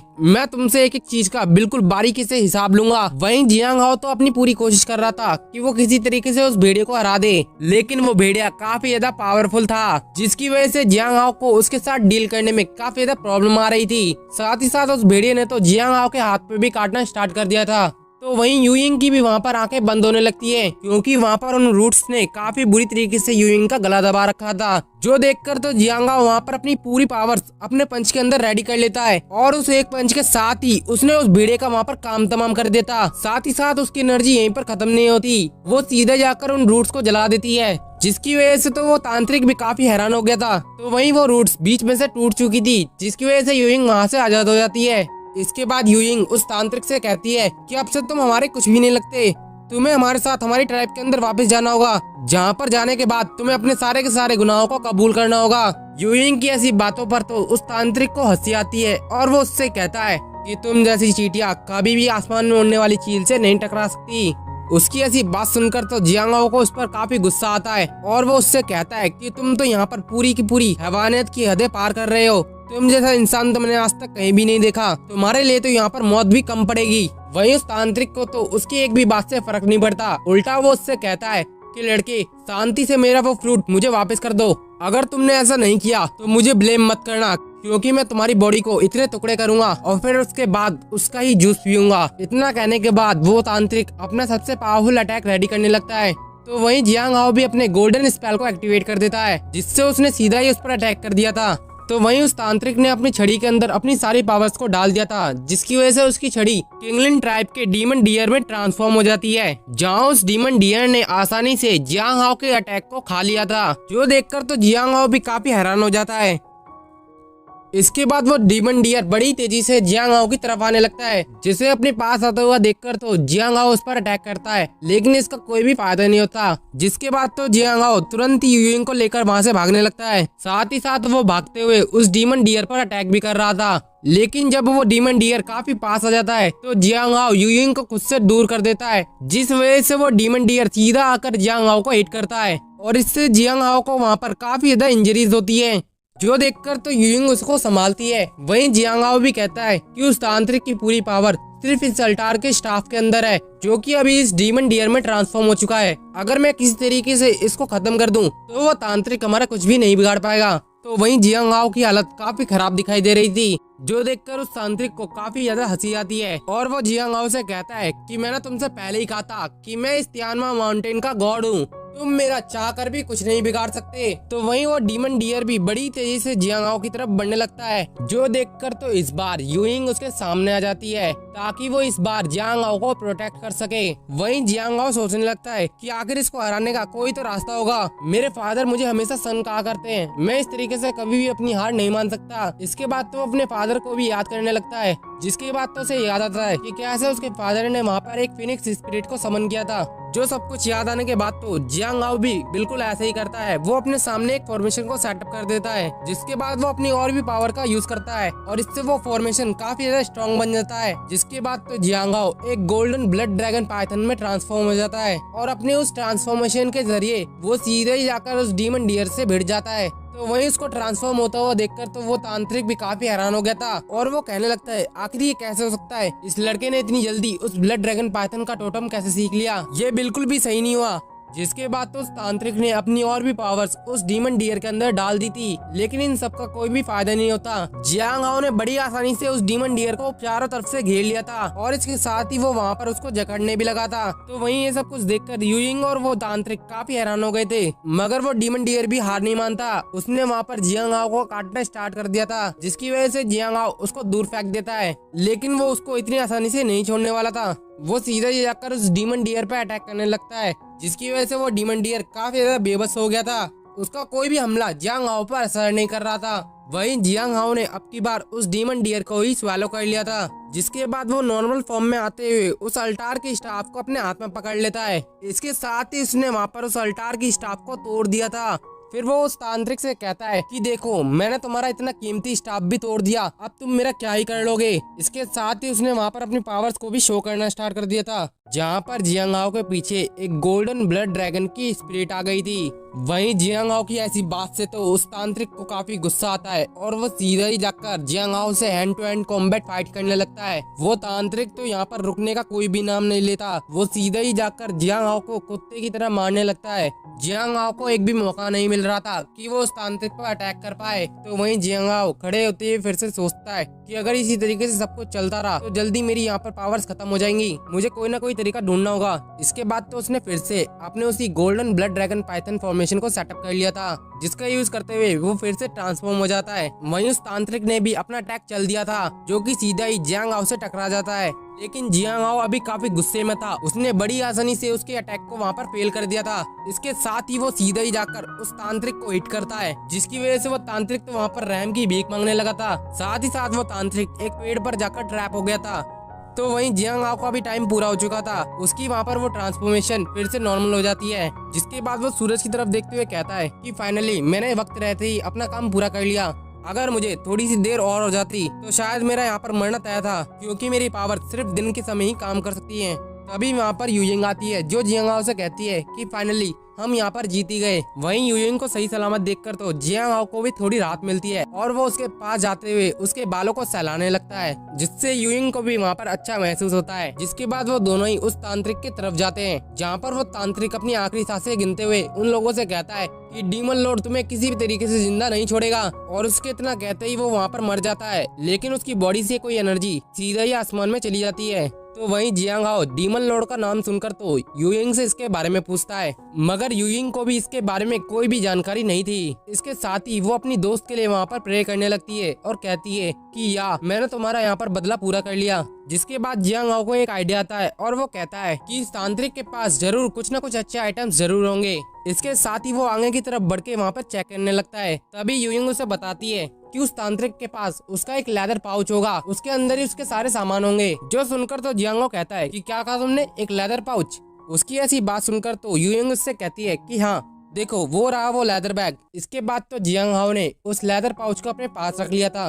इसके बाद वहाँ पर रात हो जाती है, जहाँ हम जियांग हाओ को कुछ मीट को ग्रिल करते हुए देखते हैं और उस मीट को उसने वहाँ पर उस तांत्रिक के लेदर पाउच से ही निकाला था। जिसके बाद तो उसने यहाँ पर यूइंग का एक नया नाम भी रख दिया था और वो उससे कहता है कि बनी, मैं यहाँ पर अपने फादर को ढूंढने आया हूँ, इसलिए मेरी आगे की प्लानिंग भी यही है कि मैं उनको यहाँ पर ढूंढना चाहता हूँ। आखिर तुम्हारी यहाँ पर क्या प्लानिंग है, तुम यहाँ पर क्या करने वाली हो? जियांग हाओ के मुंह से बनी का नाम सुनकर तो यूइंग उससे पूछती है, आखिर तुम मुझे बनी क्यों बुला रहे हो? तुमने इससे पहले भी मुझे बनी कहा था। उसकी ऐसी प्यारी बात सुनकर तो जियांग हाओ उससे कहता है, क्योंकि तुम काफी ज्यादा स्वीट हो और काफी ज्यादा सिंपल भी। वहीं जियांग हाओ की ऐसी बात से तो यूइंग वहाँ पर कहती है कि सिंपल और स्वीट, आखिर तुम कहना क्या चाहते हो? तो इस पर जियांग हाओ उसको क्लैरिफाई करते हुए कहता है कि मेरा कहने का मतलब था कि तुम काफी ज्यादा खूबसूरत हो। जो बात तो यूइंग के भी समझ में आ गई थी, वो वहाँ पर कहती है कि हाँ, तुमने बिल्कुल सही कहा, सभी लोग मुझसे यही कहते हैं। तो वहीं उसे खुश होता हुआ देखकर तो जियांग हाओ अपने मन में कहता है कि लगता है यहाँ के लोगों को कुछ ज्यादा वर्ड्स की नॉलेज नहीं है, इन्हें बस वही वर्ड समझ में आते हैं जो कि यहाँ पर आम तौर पर यूज होते हैं। इसके बाद यूइंग वहाँ पर उससे कहती है कि मैं अब से यहाँ से सीधा सीयू सिटी जाऊंगी, जहाँ जाकर मैं लिंगुआ ऑक्टलेट कंपटीशन को देखूंगी। उसकी ऐसी बात सुनकर तो जियांग हाओ उसके पास आते हुए उससे कहता है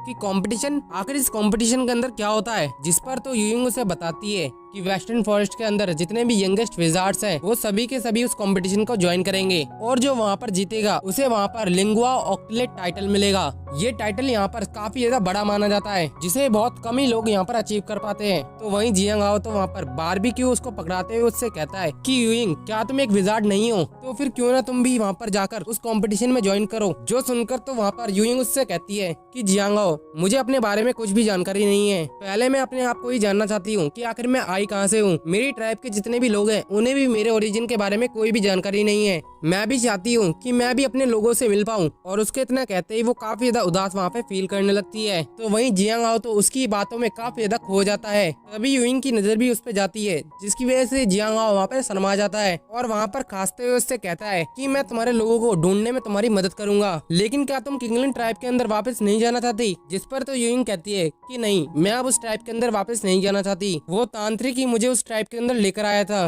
अब जब वो वहाँ रहा ही नहीं तो मैं वहाँ रह के क्या करूंगी? उसकी ऐसी बात सुनकर तो जियांग हाओ को अपनी स्टोरी याद आने लगती है। इसके बाद वो उससे कहता है कि यूइंग, तुम्हारा ये सफर काफी ज्यादा लंबा होने वाला है, जहाँ पर तुम्हें काफी सारे बीच से भी सामना करना पड़ सकता है। तुम अकेले ही सीयू सिटी का सफर यहाँ पर तय नहीं कर सकती, लेकिन मेरे पास एक आइडिया है, क्यों ना मैं तुम्हारे साथ इस सफर में ज्वाइन हो जाऊँ और शायद उस सिटी के अंदर जाने के बाद मुझे मेरे डैड की भी कुछ न कुछ खबर मिल जाए। अगर तुम्हें इस बात से ऐतराज नहीं है तो क्या हम दोनों एक साथ जा सकते हैं? उसकी ऐसी बात सुनकर तो यूइंग काफी खुश हो जाती है और कहती है कि हाँ, बिल्कुल हम जा सकते हैं, लेकिन हम इस सफर को इतनी जल्दी तय कैसे करेंगे? मुझे इसके बारे में कोई भी जानकारी नहीं है। वहीं जियांग हाओ के दिमाग में तो एक आइडिया था, जिसकी वजह से वो वहाँ पर खुश होने लगता है।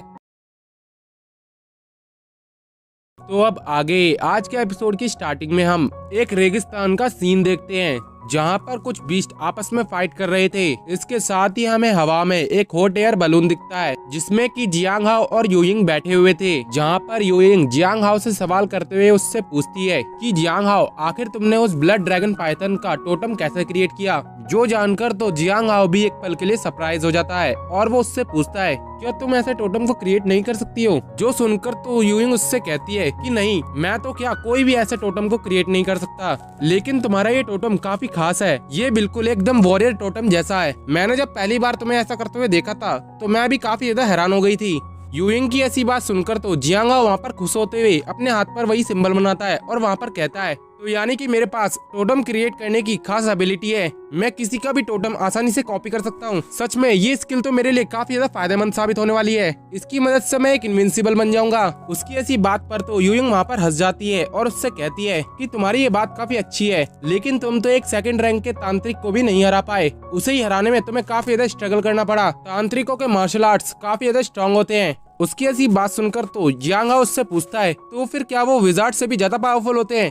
जिस पर तो यूइंग भी उसे हाँ करती है। इसके बाद जियांग हाओ खड़े होते हुए आसपास की जगहों को चेक करता है, ताकि वो पता लगा सके कि अभी तक उसका सफर कितना पूरा हुआ है। जो देखकर तो यूइंग भी वहाँ पर नीचे देखती है। उस पूरे रेगिस्तान को देखकर तो यूइंग उससे पूछती है, आखिर हम कहाँ पर आ चुके हैं? जिस पर तो जियांग हाओ उससे कहता है, आखिर ये मुझे कैसे पता होगा? उसकी ऐसी बात से तो यूइंग थोड़ा नाराज हो जाती है और उससे कहती है, तो फिर तुम यहाँ पर देखने के लिए क्या खड़े हुए हो? जब तुम्हें यहाँ का रास्ता ही नहीं पता। उसकी ऐसी बात सुनकर तो जियांगाओ उससे कहता है, यूइंग शायद तुम्हें पता नहीं है कि मेरे डैड ने मेरे लिए एक डायरी छोड़ी थी जिसमें उन्होंने बताया था कि सीयू सिटी का सफर तियानमा माउंटेन से 10,000 माइल्स वेस्ट की डायरेक्शन में है। हमें इतनी लंबी दूरी तय करने के लिए कम से कम 10 दिन का वक्त लगेगा, लेकिन अगर हम इसी तरीके से चलते रहे तो हम कल तक वहाँ पर पहुँच जाएंगे। तभी यूइंग उसे बताती है कि जियांगाओ, लेकिन हम तो नॉर्थ की डायरेक्शन में जा रहे हैं। जो सुनकर तो जियांगाओ भी एकदम हैरान हो जाता है और वो वहाँ पर कहता है, तो यानी कि यहाँ का लोकेशन मैप हमारी दुनिया से काफी ज्यादा अलग है। तभी उनके सामने एक मिस्टिक बीस्ट आता है जो कि सीधा ही उन पर अटैक करने के लिए बढ़ रहा था। उस बीस्ट को अपनी तरफ बढ़ता हुआ देखकर तो जियांगाओ तुरंत ही उस बलून की गैस को निकालने लगता है। वहीं उस मिस्टिक बीस्ट ने तो उन पर एक जानलेवा अटैक कर दिया था, मगर जियांगाओ यूइंग को उसके हमले से बचा लेता है। इसके बाद वो उस बीस्ट को देखते हुए कहता है कि ये तो एकदम ईगल की तरह लग रहा है, लेकिन इसके पास काफी धारदार पंजे हैं और इसके साथ ही इसके पास एक हॉर्न भी है। जो देखकर वो यूइंग से कहता है कि बनी,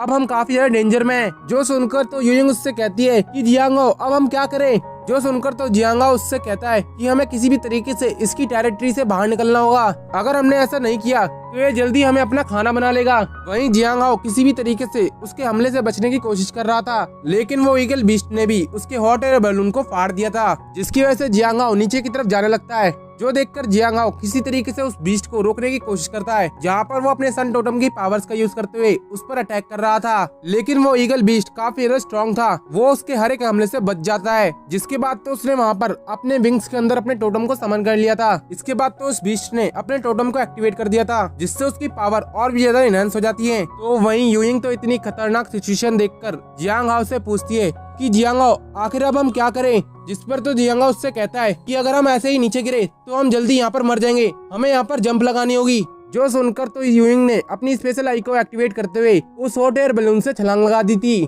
जिसके बाद वो सीधा ही जाकर उस ईगल बीस्ट पे बैठ जाती है। मगर इस बात से उस ईगल बीस्ट को काफी गुस्सा आ गया था। वो वहाँ पर उन लोगों को हटाने के लिए एक चट्टान से जाकर टकरा जाता है, जिसकी वजह से वो दोनों ही नीचे की तरफ क्रैश हो जाते हैं। जहाँ पर यूइंग ने तो सेफ लैंडिंग करी थी, लेकिन जियांगाओ की हालत खराब हो गई थी। जो देखकर तो यूइंग उसके पास जाती है। यूइंग को परेशान देखकर तो जियांगाओ उससे कहता है कि मैं अब यहाँ पर ठीक हूँ, मेरी बॉडी काफी ज्यादा टफ है, इन छोटे मोटे हिट्स से मेरा कुछ भी नहीं होने वाला। उसकी ऐसी बात सुनकर तो यूइंग को उस पर हंसी आ जाती है। तभी वहाँ पर उस ईगल बीस्ट की आवाज आती है, जिसकी वजह से उन दोनों का ही ध्यान ऊपर की तरफ जाता है। जो देखकर तो जियांगाओ कहने लगता है कि ये स्टूपिड सा ईगल यहाँ से अभी तक गया नहीं। इसके साथ ही वो ईगल बीस्ट उन पर अटैक करने के लिए भी बढ़ जाता है। जो देखकर तो जियांगाओ ने अपने सन टोटम की पावर्स को एक्टिवेट कर लिया था और उसका यूज करते हुए उस ईगल पर अटैक करता है, लेकिन उस ईगल का डिफेंस भी काफी ज्यादा मजबूत था। जो देखकर तो जियांगाओ कहता है कि इसके विंग्स काफी ज्यादा टफ है, लेकिन मैं इतनी आसानी से हार नहीं मानूंगा। इतना कहकर उसने वहाँ पर और भी अटैक्स को उस पर चलना स्टार्ट कर दिया था, जिसकी वजह से उस ईगल बीस्ट ने उसके अटैक को तो रोक लिया था, लेकिन इसके बाद वो वहाँ से जाने लगता है। तो वहीं उसको जाता हुआ देखकर तो जियांगाओ उसकी बॉडी पे बने टोटम्स को ध्यान से देखने लगता है। जिसके बाद तो वो उस टोटम को भी कॉपी करने की कोशिश करता है। वहीं यूइंग भी उसे ऐसे करते हुए देखकर काफी हैरान हो गई थी, लेकिन वो इस बात पे ज्यादा ध्यान नहीं देती।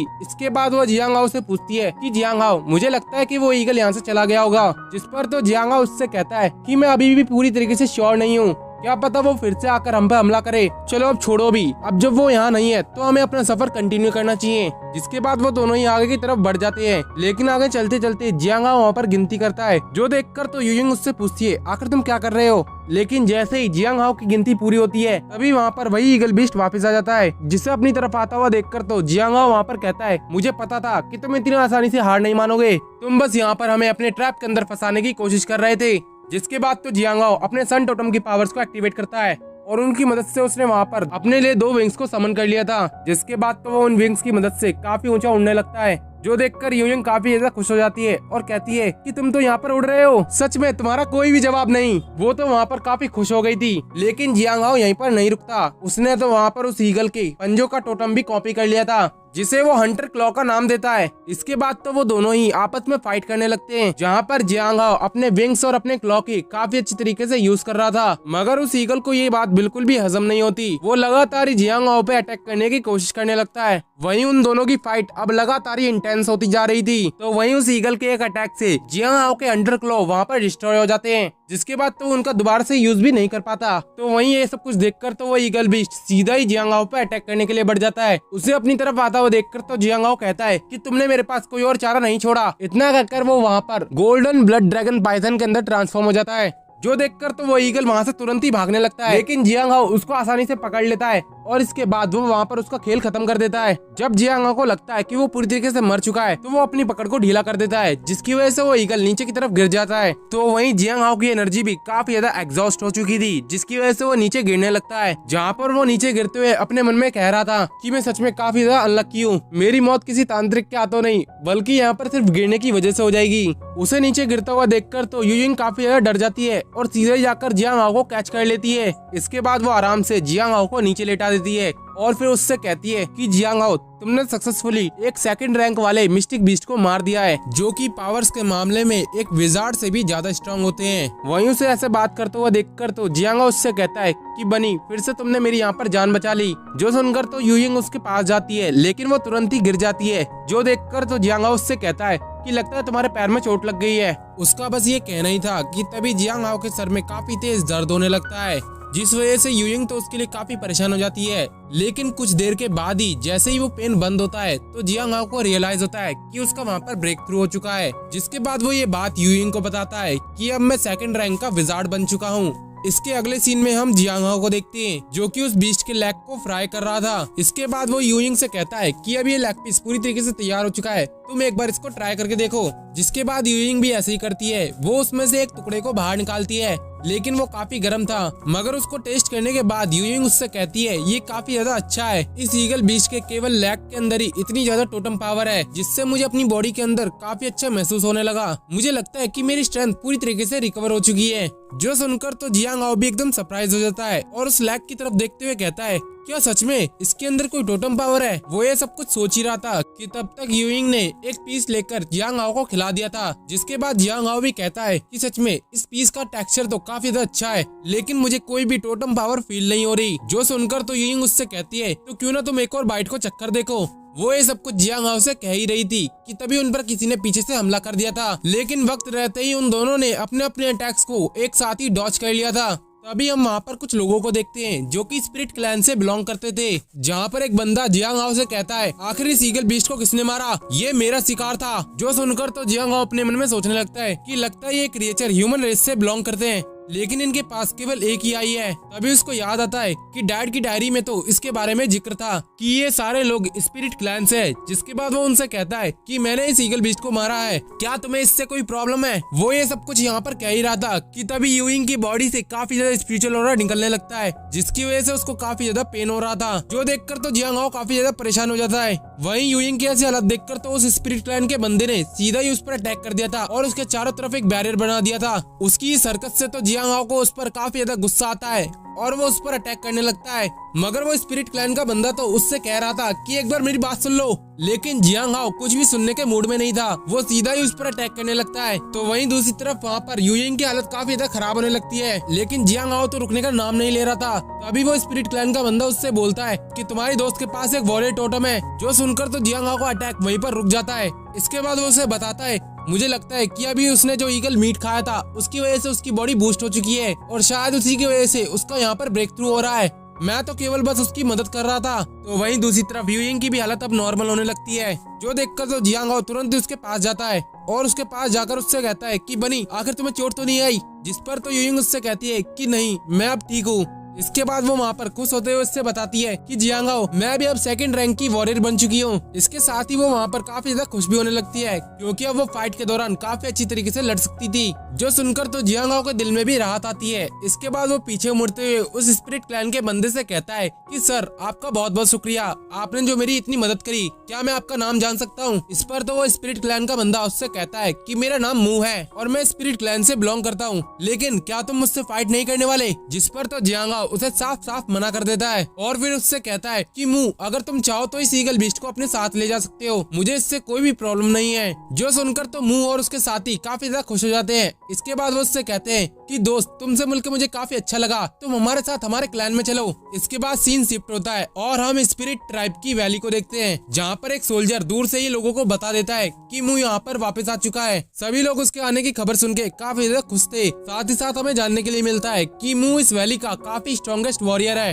वहीं यूयिंग तो उनकी बात सुनकर काफी ज्यादा हैरान थी। इसके बाद वो जियांग हाओ से पूछती है कि जियांग हाओ तुमने तो इस ईगल बीस्ट को मारा था, लेकिन यहाँ पर सभी लोग मुंह की तारीफ क्यों कर रहे हैं। जिस पर तो जियांग हाओ उसको शांत करते हुए उससे कहता है कि तुम थोड़ा शांत रहो, मुझे यहाँ पर देखना है कि आखिर यहाँ पर क्या हो रहा है। इसके बाद हम वहाँ पर एक और बंदे को देखते हैं जिसका नाम सी होता है। फिर इसके बाद मुंह उससे कहता है कि शी देखो मैं उस ईगल बीस्ट को लेकर आ गया। साथ ही साथ मुंह उसको वहाँ पर जियांग हाओ से इंट्रोड्यूस भी करवाने लगता है। वो जियांग हाओ से कहता है कि ये मेरा बड़ी शी है, ये मुझसे भी ज्यादा स्ट्रांग है। वो ये सब कुछ जियांग हाओ से कह ही रहा था कि तब तक शी वहाँ आकर मुंह की पिटाई करना शुरू कर देता है। वहीं सी तो उस पर काफी ज्यादा गुस्से में दिखाई दे रहा था। वो उससे कहता है आखिर तुम्हारी हिम्मत कैसे हुई इस जगह पर वापस आने की, तुम्हें पता है ना कि मैं यहाँ पर सबसे ज्यादा स्ट्रांग हूँ। जिस पर तो मुंह उससे कहता है लेकिन मैंने भी इस ईगल को मारा है, इस हिसाब से तो मैं अब तुमसे भी ज्यादा स्ट्रांग हो गया, मैं इतनी आसानी से गिव अप नहीं करने वाला, मुझे भी वो डिवाइन स्वॉर्ड चाहिए। उसकी ऐसी बात सुनकर तो सी उससे कहता है आखिर तुम्हारी हिम्मत कैसे हुई ऐसा बोलने की। लेकिन जियांग हाओ उसको रोकते हुए कहता है कि वैसे हम भी यहाँ पर हैं, तुमने शायद यहाँ पर हमें नोटिस नहीं किया। जो सुनकर तो शी उससे कहता है कि तुम जैसे आउटसाइडर इस स्पिरिट वैली के अंदर क्या कर रहे हैं। जो सुनकर तो जियांग हाओ उससे कहता है कि मैं यहाँ पर अपने फादर को ढूंढने आया हूँ, मुझे लगता है कि वो यहाँ पर हो सकते हैं। वो ये सब कुछ वहाँ पर कह ही रहा था कि तभी एक स्ट्रॉन्ग प्रेशर सी को मुंह से दूर कर देता है। जिसके बाद हम वहाँ पर एक और तांत्रिक को देखते हैं जो कि यहाँ पर स्पिरिट वैली का था, जिसे वहाँ देखकर तो मुंह उस तांत्रिक से कहता है कि मैंने इस ईगल बीस्ट को मारा है, इसलिए वो स्वॉर्ड भी मुझे ही मिलनी चाहिए। सी इतना काबिल नहीं है कि वो इस ईगल बीस्ट को मार सके। जो सुनकर तो स्पिरिट वैली का तांत्रिक उससे कहता है अच्छा अगर तुम यहाँ पर वापस आ गए हो और अगर तुमने ही इस ईगल बीस्ट को मारा है तो क्यों ना तुम दोनों की यहाँ पर एक फाइट करवाई जाए और जो भी यहाँ पर इस फाइट में जीतेगा उसको ही वो डिवाइन स्वॉर्ड मिलेगी। जिस बात पर तो वो दोनों ही एग्री हो जाते हैं। इसके बाद वहाँ पर रात हो जाती है और अगले सीन में हम यूयिंग को देखते हैं जो कि वहाँ पर उस वैली के अंदर अपना वहाँ पर डांस कर रही थी। साथ ही साथ वहाँ पर जितने भी लोग थे वो यूयिंग को हवा में उड़ता हुआ देखकर तो काफी ज्यादा हैरान हो गए थे। इसके साथ ही साथ वो वहाँ पर उसके डांस का भी लुत्फ उठा रहे थे। सभी लोग वहाँ पर काफी ज्यादा खुश दिखाई दे रहे थे। वहाँ पर चारों ही तरफ काफी खुशियों का माहौल बना हुआ था। यूयिंग के डांस ने तो उन सभी का वहाँ पर दिल जीत लिया था। इसके साथ ही हम वहाँ पर मुंह और शी को भी देखते हैं। जिसके बाद तो वहाँ पर जियांग हाओ मुंह से कहता है क्या तुम दोनों आपस में दोस्त नहीं हो। उसकी ऐसी बात सुनकर तो मुंह वहाँ पर रोने लगता है। जो देखकर तो जियांग हाओ वहाँ पर काफी ज्यादा परेशान हो गया था और वो वहाँ पर उससे कहता है कि भला अब तुम रो क्यों रहे हो, क्यों ना मैं तुम्हारे बदले उसको पीट डालूं। लेकिन तभी जियांग हाओ को रियलाइज होता है कि उसने यहाँ पर कितनी गलत बात कह दी, क्योंकि दरअसल सी तो उसके जस्ट पीछे ही था। जो देखकर तो जियांग हाओ तुरंत ही वहाँ से खिसक लेता है। इसके बाद तो वो वहाँ पर यूयिंग को चेयर करने लगता है। तो वहीं दूसरी तरफ हम मुंह को देखते हैं जो कि सी से कहता है कि देखो तुम मुझसे अब काफी ज्यादा कमजोर हो चुके हो, मैंने उस ईगल बीस्ट को हरा दिया है, तुम कभी भी मुझसे नहीं जीत सकते। जो सुनकर तो शी उससे कहता है कि मैं जानता हूँ कि उस ईगल बीस्ट को उस आउटसाइडर ने मारा है, ना कि तुमने। जिस वजह से तो मुंह काफी ज्यादा उदास हो जाता है। मगर सी अपनी बात को आगे बढ़ाते हुए उससे कहता है लेकिन आज के बाद हम कभी भी एक साथ बैठ के ड्रिंक नहीं कर पाएंगे। तो ये लो, आज मैं पूरी रात तुम्हारे साथ यहाँ पर ड्रिंक करना चाहता हूँ। हम दोनों के बीच में यहाँ पर कोई भी नहीं आएगा, बस आज की रात तुम और मैं यहाँ पर पीने वाले हैं। जो सुनकर तो मुंह भी वहाँ पर काफी इमोशनल हो जाता है। इसके बाद वो वहाँ पर ड्रिंक करने लगते हैं।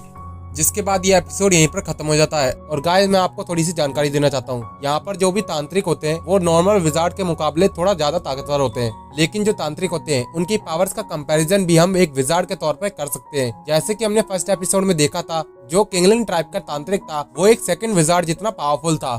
तो इस तरीके से हर एक ट्राइब के अंदर अलग अलग तरीके के तांत्रिक होते हैं जिनकी पावर्स और कल्टीवेशन काफी अलग अलग तरीके की हमें देखने के लिए मिल सकती है। तो ये थी आपके लिए छोटी सी इन्फॉर्मेशन। आई होप आपको पसंद आई होगी। तो अब आगे आज के एपिसोड की स्टार्टिंग में हम उन तीनों को देखते हैं जहां मुंह ने तो इतना ड्रिंक कर लिया था कि अब वो सीधा यहाँ पर बेहोश हो जाता है। जो देखकर तो जियांग हाओ वहाँ पर परेशान हो गया था और वो इसके बारे में शी से पूछता है कि आखिर इसके साथ क्या हुआ। जिस पर तो सी उसे बताता है कि मुंह ने यहाँ पर काफी ज्यादा ड्रिंक कर लिया है, जिसकी वजह से हम दोनों को ही इसको लेकर इसकी केव के अंदर जाना होगा। इसके बाद तो शी मुंह को अपने कंधे पर उठाकर वहाँ से जाने लगता है। तो वहीं जियांग हाओ भी बिल्कुल उसके पीछे चल रहा था। इसके बाद सी जियांग हाओ से पूछता है क्या तुमने डिवाइन स्वॉर्ड के बारे में सुना है।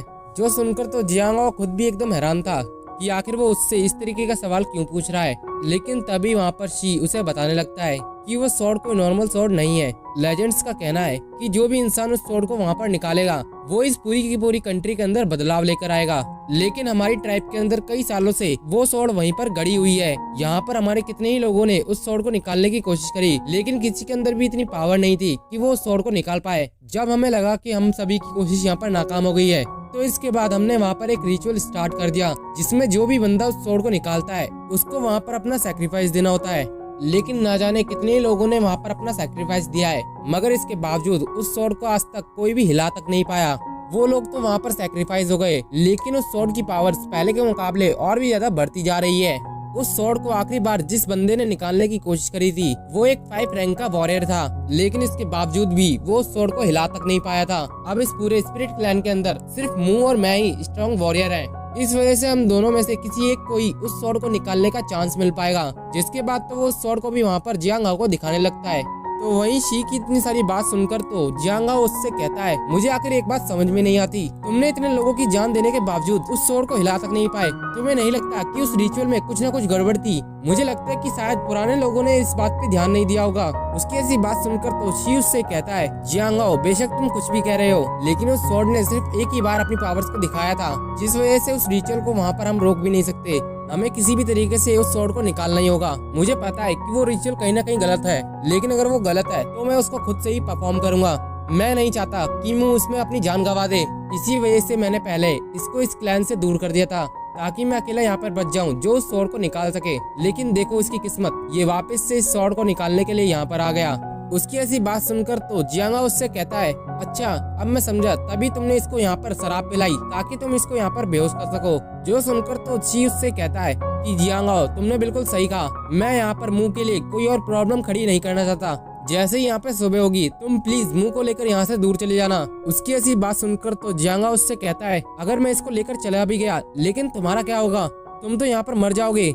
मुझे पता है कि यहाँ पर बहुत से ऐसे लोग हैं जो कि इस बात को जानते हैं कि तुम्हारी भी यहाँ पर जान को खतरा है, इसलिए मैं चाहता हूँ कि तुम भी मुंह और मेरे साथ यहाँ से भाग चलो। उसकी ऐसी बात पर तो शी उससे कहता है कि तुम्हारा विचार तो काफी अच्छा है, लेकिन अगर मुंह जिंदा रहेगा तो मुझे भी यहाँ पर संतुष्टि होगी। मैं इस रिचुअल को आधे अधूरों में छोड़ के नहीं जा सकता। उसके इतना कहते ही वहाँ पर यूइंग की आवाज आती है, जो कि जियांग हाओ से कहती है कि आखिर तुम कहाँ हो। जिस पर तो जियांग हाओ उससे कहता है कि यूइंग मैं यहाँ पर हूँ। तो वहीं इसी मौके का फायदा उठाकर शी वहाँ से जाने लगता है और उससे कहता है कि लगता है तुम्हारी दोस्त तुम्हें बुला रही है। उसे वहाँ से जाता हुआ देखकर तो जियांग हाओ अपने मन में सोचता है कि मैं किसी को भी यहाँ पर ऐसे ही मरने नहीं दूंगा। इसके बाद वहाँ पर सुबह हो जाती है, जहाँ हम स्पिरिट वैली के तांत्रिक को देखते हैं, जो कि उस स्वॉर्ड को देखते हुए कह रहा था कि आज यहाँ पर तुम्हारे लिए एक और बलि तैयार हो गई है। उस बलि के बाद तुम एक यूजलेस स्वॉर्ड बन जाओगी। जिसके बाद तो उसने वहाँ पर स्पिरिट क्लैन के लोगों को आवाज लगाना स्टार्ट कर दिया था, जो सुनकर सभी के सभी लोग अपनी अपनी केव से बाहर आ जाते हैं। इसके बाद हम शी को देखते हैं, जो कि उस स्वॉर्ड की तरफ बढ़ने लगता है। तो वहीं कुछ लोग वहाँ पर उस सैक्रिफाइस के लिए वहाँ पर कुछ ड्रम्स को बजाने लगते हैं। जिसके बाद तो शी उस स्वॉर्ड के बिल्कुल पास पहुँच जाता है,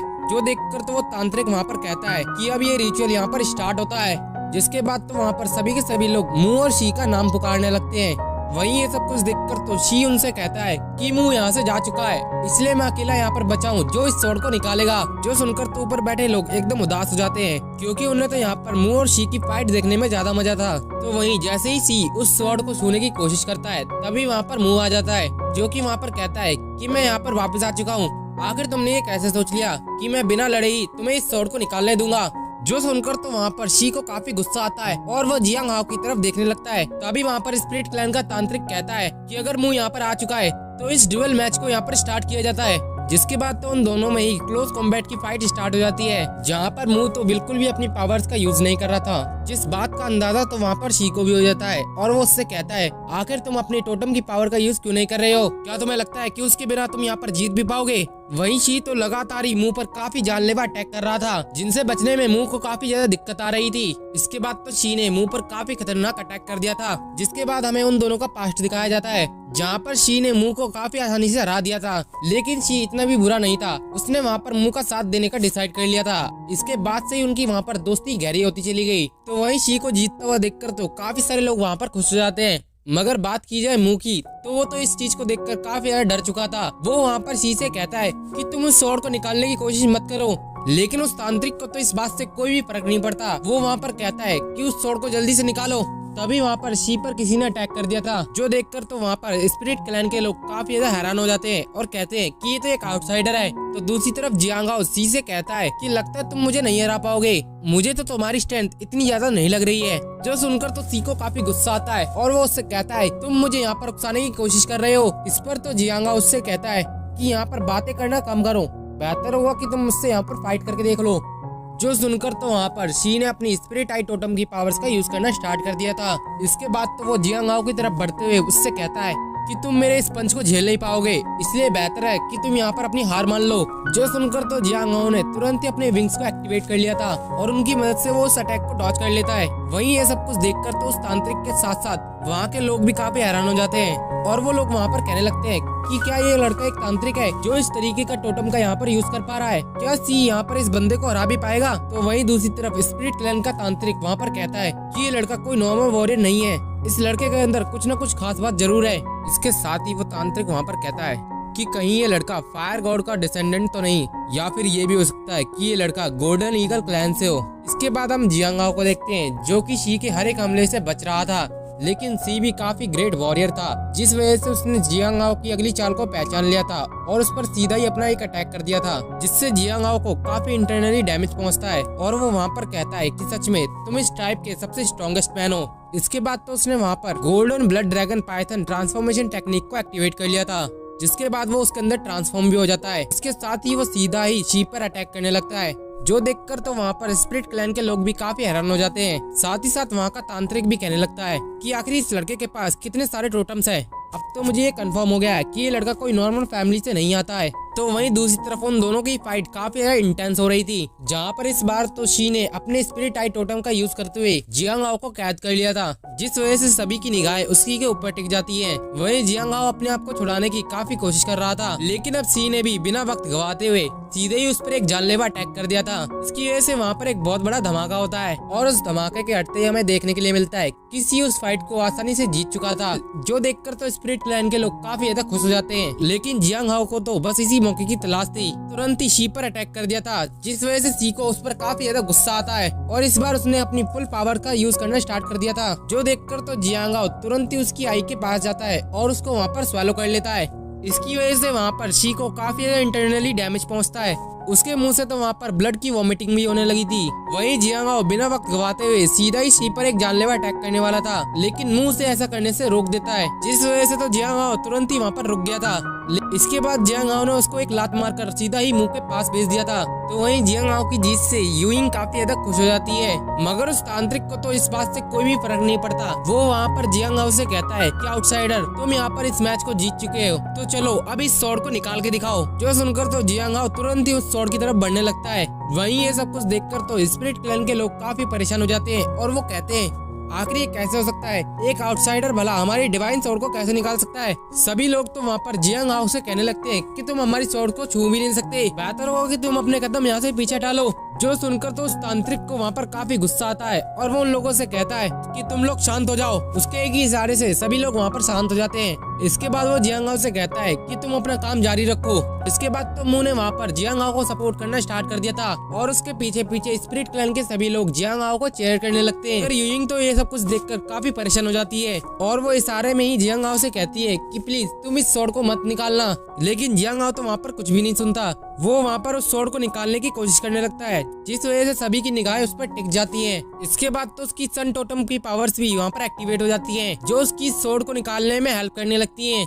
इसकी वजह से वहाँ पर वो स्वॉर्ड भी धीरे धीरे करके निकलने लगती है, जो देखकर तो वो तांत्रिक के साथ साथ सभी लोग एक पल के लिए काफी हैरान हो जाते हैं। तो वहीं जियांग हाओ तो वहाँ पर रुकने का नाम नहीं लेता, वो और भी ज्यादा उस सन टोटम की पावर्स का यूज करने लगता है, जिसकी वजह से उसकी लाइफ स्पैन बड़ी तेजी से बढ़ने लगती है। लेकिन उसकी ये मेहनत फाइनली काम आ जाती है, उसने सक्सेसफुली उस स्वॉर्ड को बाहर निकाल लिया था। इसके बाद तो उसने हवा में उस स्वॉर्ड को उठा दिया था, जिस वजह से उस स्वॉर्ड के अंदर जितनी भी कर्स एनर्जी थी वो सीधा ही हवा में जाने लगती है। इसकी वजह से वहाँ का पूरा मौसम ही वहाँ पर चेंज हो जाता है। इसके बाद तो वहाँ पर जियांग हाओ को एक विजन आता है, जिसकी वजह से वो काफी ज्यादा डर जाता है। तो वहीं उस स्वॉर्ड को बाहर देखकर तो वो तांत्रिक वहाँ पर कहता है कि आखिर तुमने इस कर्स स्वॉर्ड को कैसे बाहर निकाल लिया। मैं नहीं चाहता कि इस पूरी कॉन्टिनेंट के अंदर कोई भी बदलाव पैदा हो। इसके साथ ही उसने वहाँ पर अपना स्पिरिचुअल ऑरा फैलाना स्टार्ट कर दिया था, जिसके बाद वो जियांग हाओ से कहता है कि तुम यहाँ पर एक डीमन हो।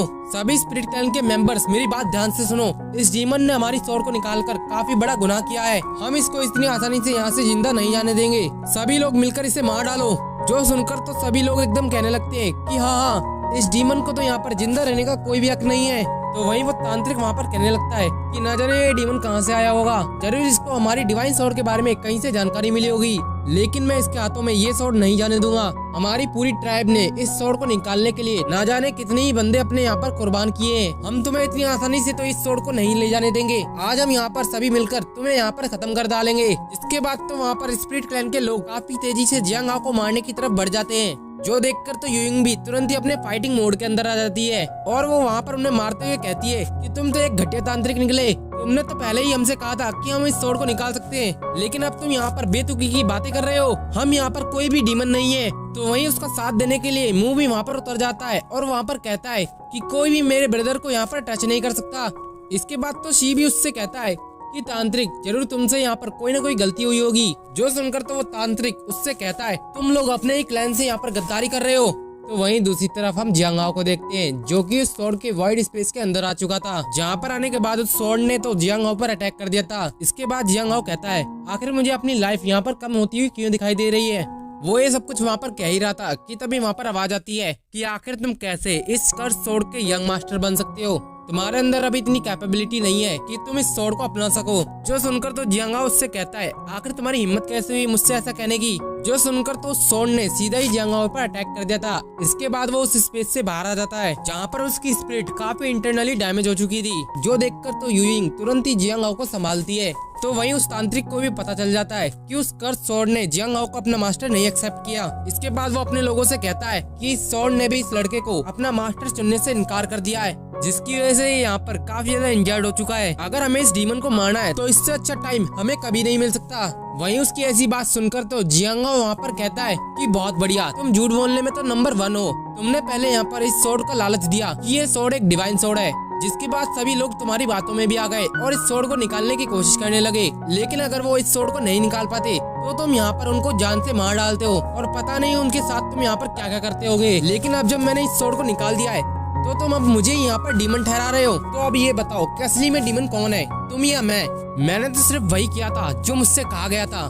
जो सुनकर तो वो तांत्रिक वहाँ पर गुस्सा हो जाता है, लेकिन जियांग हाओ यहीं पर नहीं रुकता। इसके बाद वो स्पिरिट क्लैन के लोगों से कहने लगता है कि देखो, इस तांत्रिक ने ही तुमसे कहा था कि जो भी इस स्वॉर्ड को निकालेगा वो इस पूरी की पूरी कंट्री के अंदर बदलाव लेकर आएगा, और तुम लोग इसी चीज का इंतजार कर रहे थे। लेकिन मुझे एक बात जाननी है कि इस स्वॉर्ड को निकालने में जितने लोगों ने यहाँ पर एफर्ट्स किए थे, आखिर वो लोग यहाँ पर कहाँ गए? अगर तुम्हें मेरी बात झूठी लग रही है तो तुम इसके बारे में क्यों ना इस तांत्रिक से ही पूछ लो। तुमने ना जाने अपने कितने ही पावरफुल वॉरियर्स को यहाँ पर खो दिया है सिर्फ इस घटिया से रिचुअल के लिए। तो वहीं उसकी ऐसी बात पर तो उस तांत्रिक को काफी गुस्सा आता है और उसने सीधा ही जियांग हाओ पर अटैक कर दिया था। लेकिन इससे जियांग हाओ को ज्यादा इंजरीज नहीं होती। इसके बाद वो उस तांत्रिक से कहता है कि आखिर तुम चुप क्यों हो, मेरे सवालों का जवाब क्यों नहीं देते? इसके बाद तो शी भी उस तांत्रिक से पूछने लगता है कि आखिर तुम्हारी बात का कोई सेंस भी है या नहीं। पहले तुमने ही कहा था कि जो भी इस स्वॉर्ड को निकालेगा वो यहाँ पर हमारे लिए बदलाव लेकर आएगा, तो फिर अब भला तुम यहाँ पर जियांग हाओ की जान के पीछे क्यों पड़ गए हो? तो वहीं जियांग हाओ की बात तो स्पिरिट क्लैन के सभी लोगों को समझ में आने लगती है। तभी वहाँ पर एक लड़की उन लोगों से कहती है कि भले ही ये स्वॉर्ड पावरफुल हो या नहीं, मुझे इसके बारे में कुछ नहीं जानना, लेकिन ना जाने हमने यहाँ पर कितने ही पावरफुल वॉरियर्स अपने खो दिए हैं। जो देखकर वो तांत्रिक वहाँ पर कहता है आखिर तुम्हारी हिम्मत कैसे हो रही है मुझसे इस तरीके की बात करने की? तुम भूल चुके हो कि आखिर तुम्हारी औकात क्या है? जो सुनकर तो मुंह से कहता है कि अब हमें तुम्हारी ऐसी नॉनसेंस भरी बातों में कोई भी इंटरेस्ट नहीं है, हमें बस हमारे सवालों का जवाब चाहिए। इसके बाद तो वो सभी के सभी लोग उस तांत्रिक को कोसने लगते हैं। जो देखकर तो वो तांत्रिक भी वहाँ पर कहता है कि बहुत बढ़िया, अब जब तुम मेरे ही खिलाफ यहाँ पर बोलने लगे हो तो लगता है तुम्हें सबक सिखाने का वक्त आ चुका है। इसके बाद तो उसने वहाँ पर अपनी पावरफुल टेक्निक का यूज करना स्टार्ट कर दिया था, जिसकी वजह से आसमान से वहाँ पर रेड स्नो गिरने लगती है, जो कि जैसे ही उन लोगों पर गिरती है वो लोग तुरंत ही वहाँ पर इंजर्ड होने लगते हैं। सभी लोगों को इससे काफी ज्यादा तकलीफ हो रही थी, लेकिन जियांग हाओ और उसके साथियों ने तो अपनी पूरी बॉडी को एक स्पिरिचुअल ऑरा से कवर कर लिया था। लेकिन जो नॉर्मल लोग थे वो उस स्नो की चपेट में आते ही काफी ज्यादा पेन को महसूस करने लगते हैं।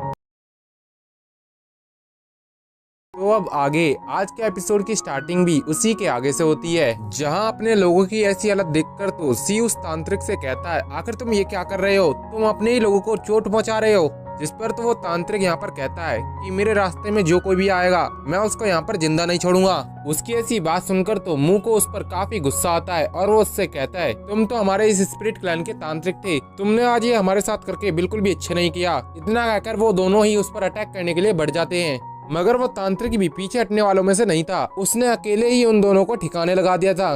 जो देखकर तो जियांग हाओ भी परेशान हो जाता है। जिसके बाद तो वो उस तांत्रिक से कहने लगता है कि आखिर तुम कैसे तांत्रिक हो जो कि अपने ही लोगों की यहाँ पर जान लेने के लिए तुला हुआ है। अगर हिम्मत है तो सीधा सीधा मुझसे फाइट करो, इन मासूमों पे अत्याचार क्यों कर रहे हो। उसकी ऐसी बात सुनकर तो वो तांत्रिक उससे कहता है कि तुम तो चुप ही रहो तो अच्छा है, तुम्हारी वजह से मेरे हजारों सालों का काम एक पल के अंदर ही बर्बाद हो गया। अगर तुमने उस कर्स सोर्ड को बाहर नहीं निकाला होता तो शायद मैं यहाँ पर तुम्हारी लाइफ को छोड़ सकता था, लेकिन अब तो मैं तुम्हें यहाँ पर मार के ही दम लूंगा। जो सुनकर तो जियांग हाओ भी बिल्कुल फाइट के लिए तैयार हो जाता है और उससे कहता है तो फिर क्यों ना तुम आजमा कर भी देख लो। जिसके बाद तो जियांग हाओ ने सीधा ही उस पर अटैक कर दिया था, लेकिन वो तांत्रिक की पावर काफी ज्यादा हाई थी, जिस वजह से उसने आसानी से जियांग हाओ को पीछे हटा दिया था। जो देखकर तो यूइंग के साथ साथ शी और मू भी उस पर अटैक करने के लिए आगे बढ़ जाते हैं। उन तीनों के ही कंबाइन अटैक को देखकर तो उस तांत्रिक ने वहाँ पर स्कारलेट शील्ड को समन कर लिया था, जिसकी वजह से वो उनके हमले से बच जाता है। लेकिन जियांग हाओ फिर से उस पर अटैक करने के लिए बढ़ता है। जो देखकर तो वो तांत्रिक अपने पास से एक वेपन को बाहर निकाल लेता है और उसका यूज करते हुए सीधा ही जियांग हाओ पर अटैक करने लगता है। उस स्पिरिट वेपन की रफ्तार जियांग हाओ के मुकाबले काफी ज्यादा थी, जिस वजह से जियांग हाओ उसके अटैक को डॉज भी नहीं कर पाता।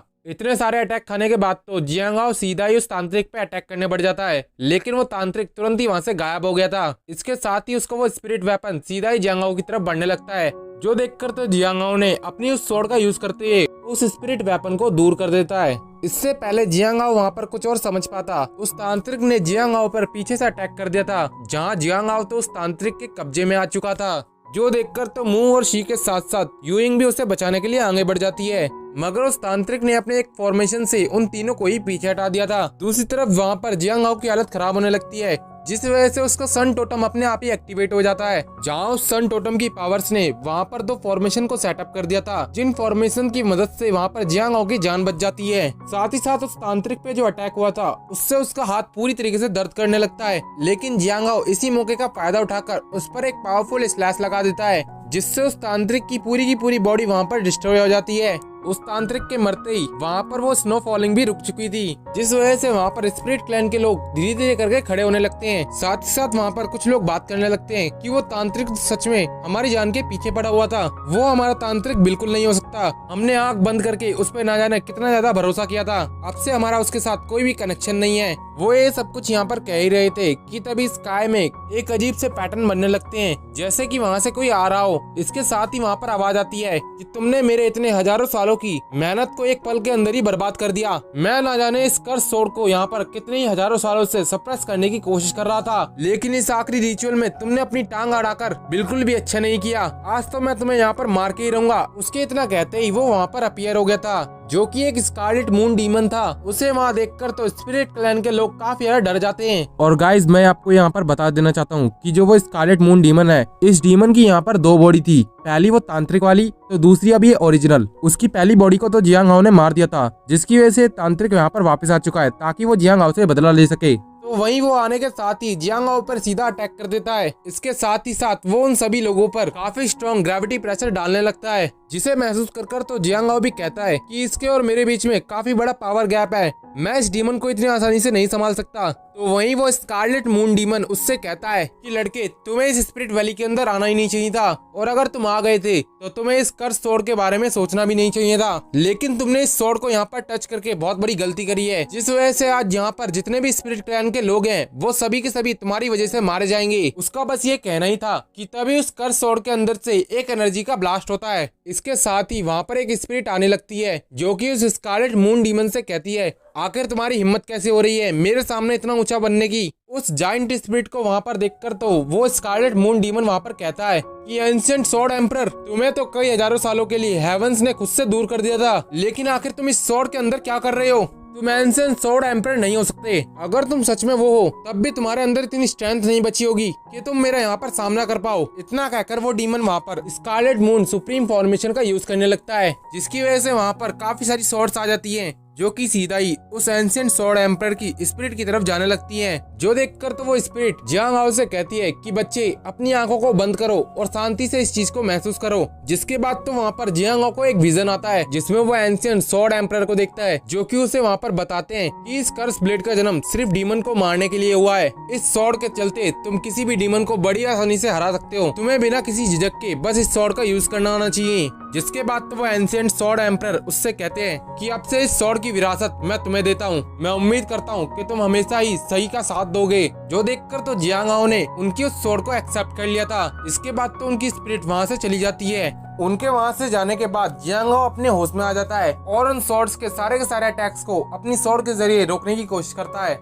जिसके बाद वो पहली बार उस स्वॉर्ड का यूज करते हुए उस डीमन पर एक कर्स स्लैश लगाता है, जिस वजह से उस डीमन के फॉर्मेशन के साथ साथ उस डीमन को भी काफी ज्यादा डैमेज पहुंचता है। तो वहीं इससे जियांग हाओ की काफी ज्यादा एनर्जी एग्जॉस्ट हो जाती है। मगर उस डीमन को तो इस बात पे यकीन नहीं होता कि इस लड़के ने अभी अभी एक कर्स स्लैश का यूज किया, जिस वजह से वो काफी ज्यादा घबरा गया था। इसलिए उसने वहाँ पर स्कारलेट शील्ड को समन कर लिया था। लेकिन जियांग हाओ अभी भी नहीं रुकता। वो फिर से खड़े होते हुए दोबारा उस कर्स स्लैश से उस डीमन पर अटैक करता है, जिस वजह से उस डीमन की स्कारलेट शील्ड भी उसके सामने नहीं टिक पाती। साथ ही साथ उसकी बॉडी पे एक बहुत बड़ा घाव भी हो जाता है। मगर दूसरी तरफ वहाँ पर जियांग हाओ की हालत खराब होने लगती है। लेकिन वो जैसे तैसे करके उस स्वॉर्ड को लेकर आगे जाने लगता है, जहाँ इतना घायल होने के बावजूद वो वहाँ पर रुकने का नाम नहीं ले रहा था। जो देखकर तो यूइंग भी उसके लिए काफी ज्यादा परेशान हो जाती है। वहीं दूसरी तरफ तो वो स्कारलेट मून डीमन उससे कहता है कि लड़के तुम अपने आप को कुछ ज्यादा ही फोर्स कर रहे हो। तुम यहाँ पर इससे ज्यादा स्लैश नहीं लगा सकते। अगर तुमने ऐसा किया तो तुम भी मेरे साथ यहाँ पर मारे जाओगे।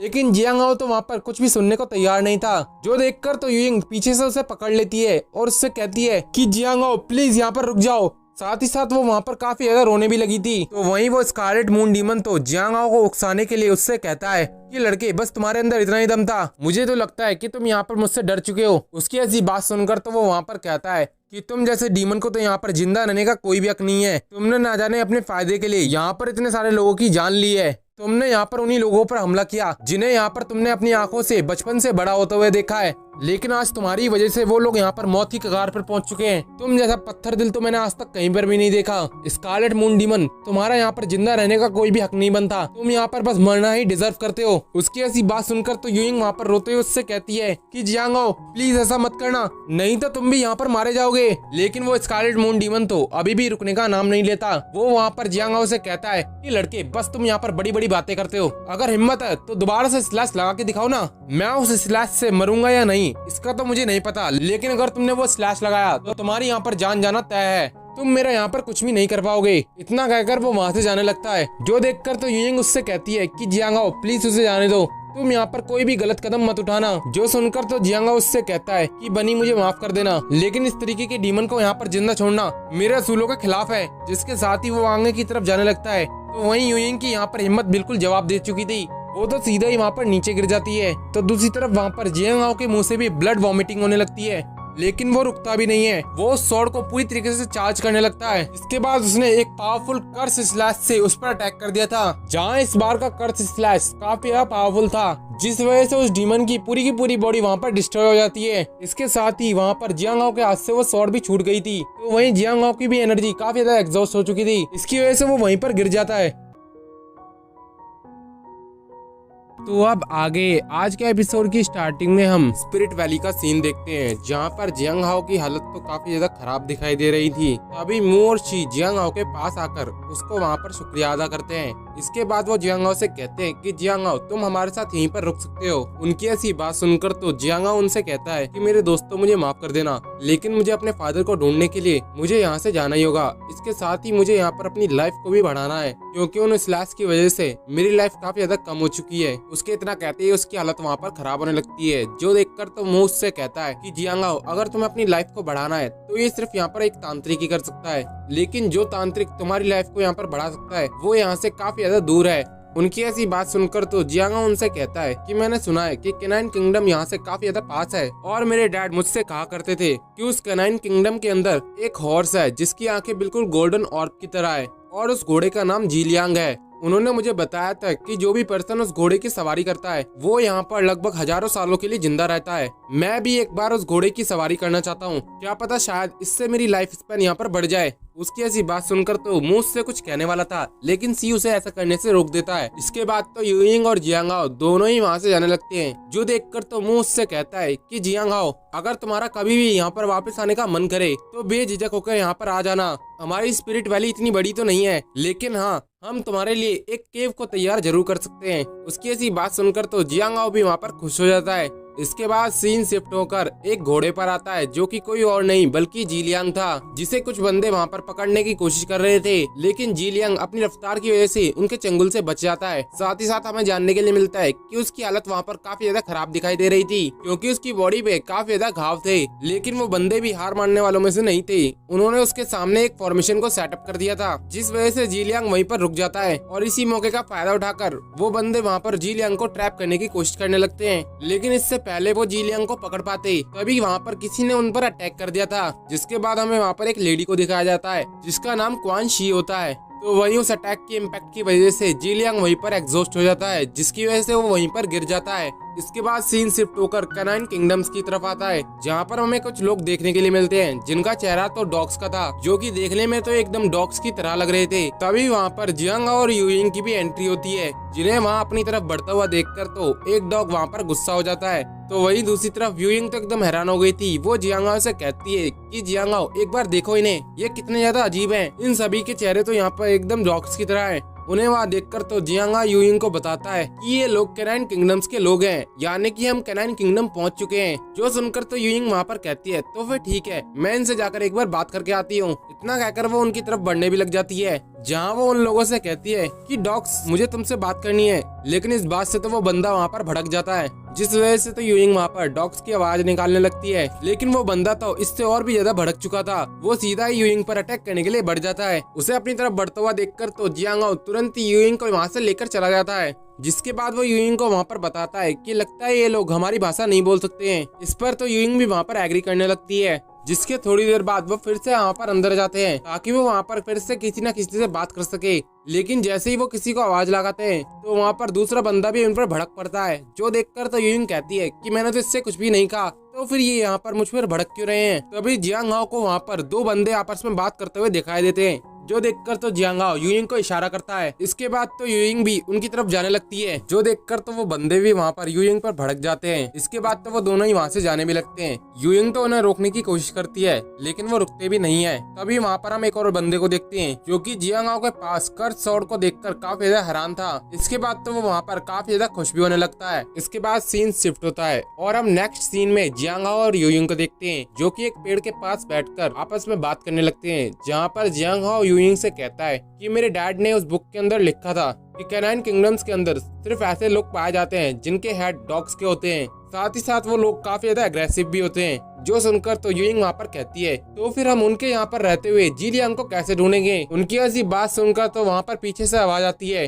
जो उन लोगों से कहती है तो क्या तुम लोग यहाँ पर बीमार जीलियांग के लिए आए हो। जीलियांग हमारे इस किंगडम का काफी ज्यादा प्रीशियस बीस्ट है। जिसके बाद हम उस बंदे को देखते हैं और ये इस कैनाइन किंगडम का प्रीस्ट है।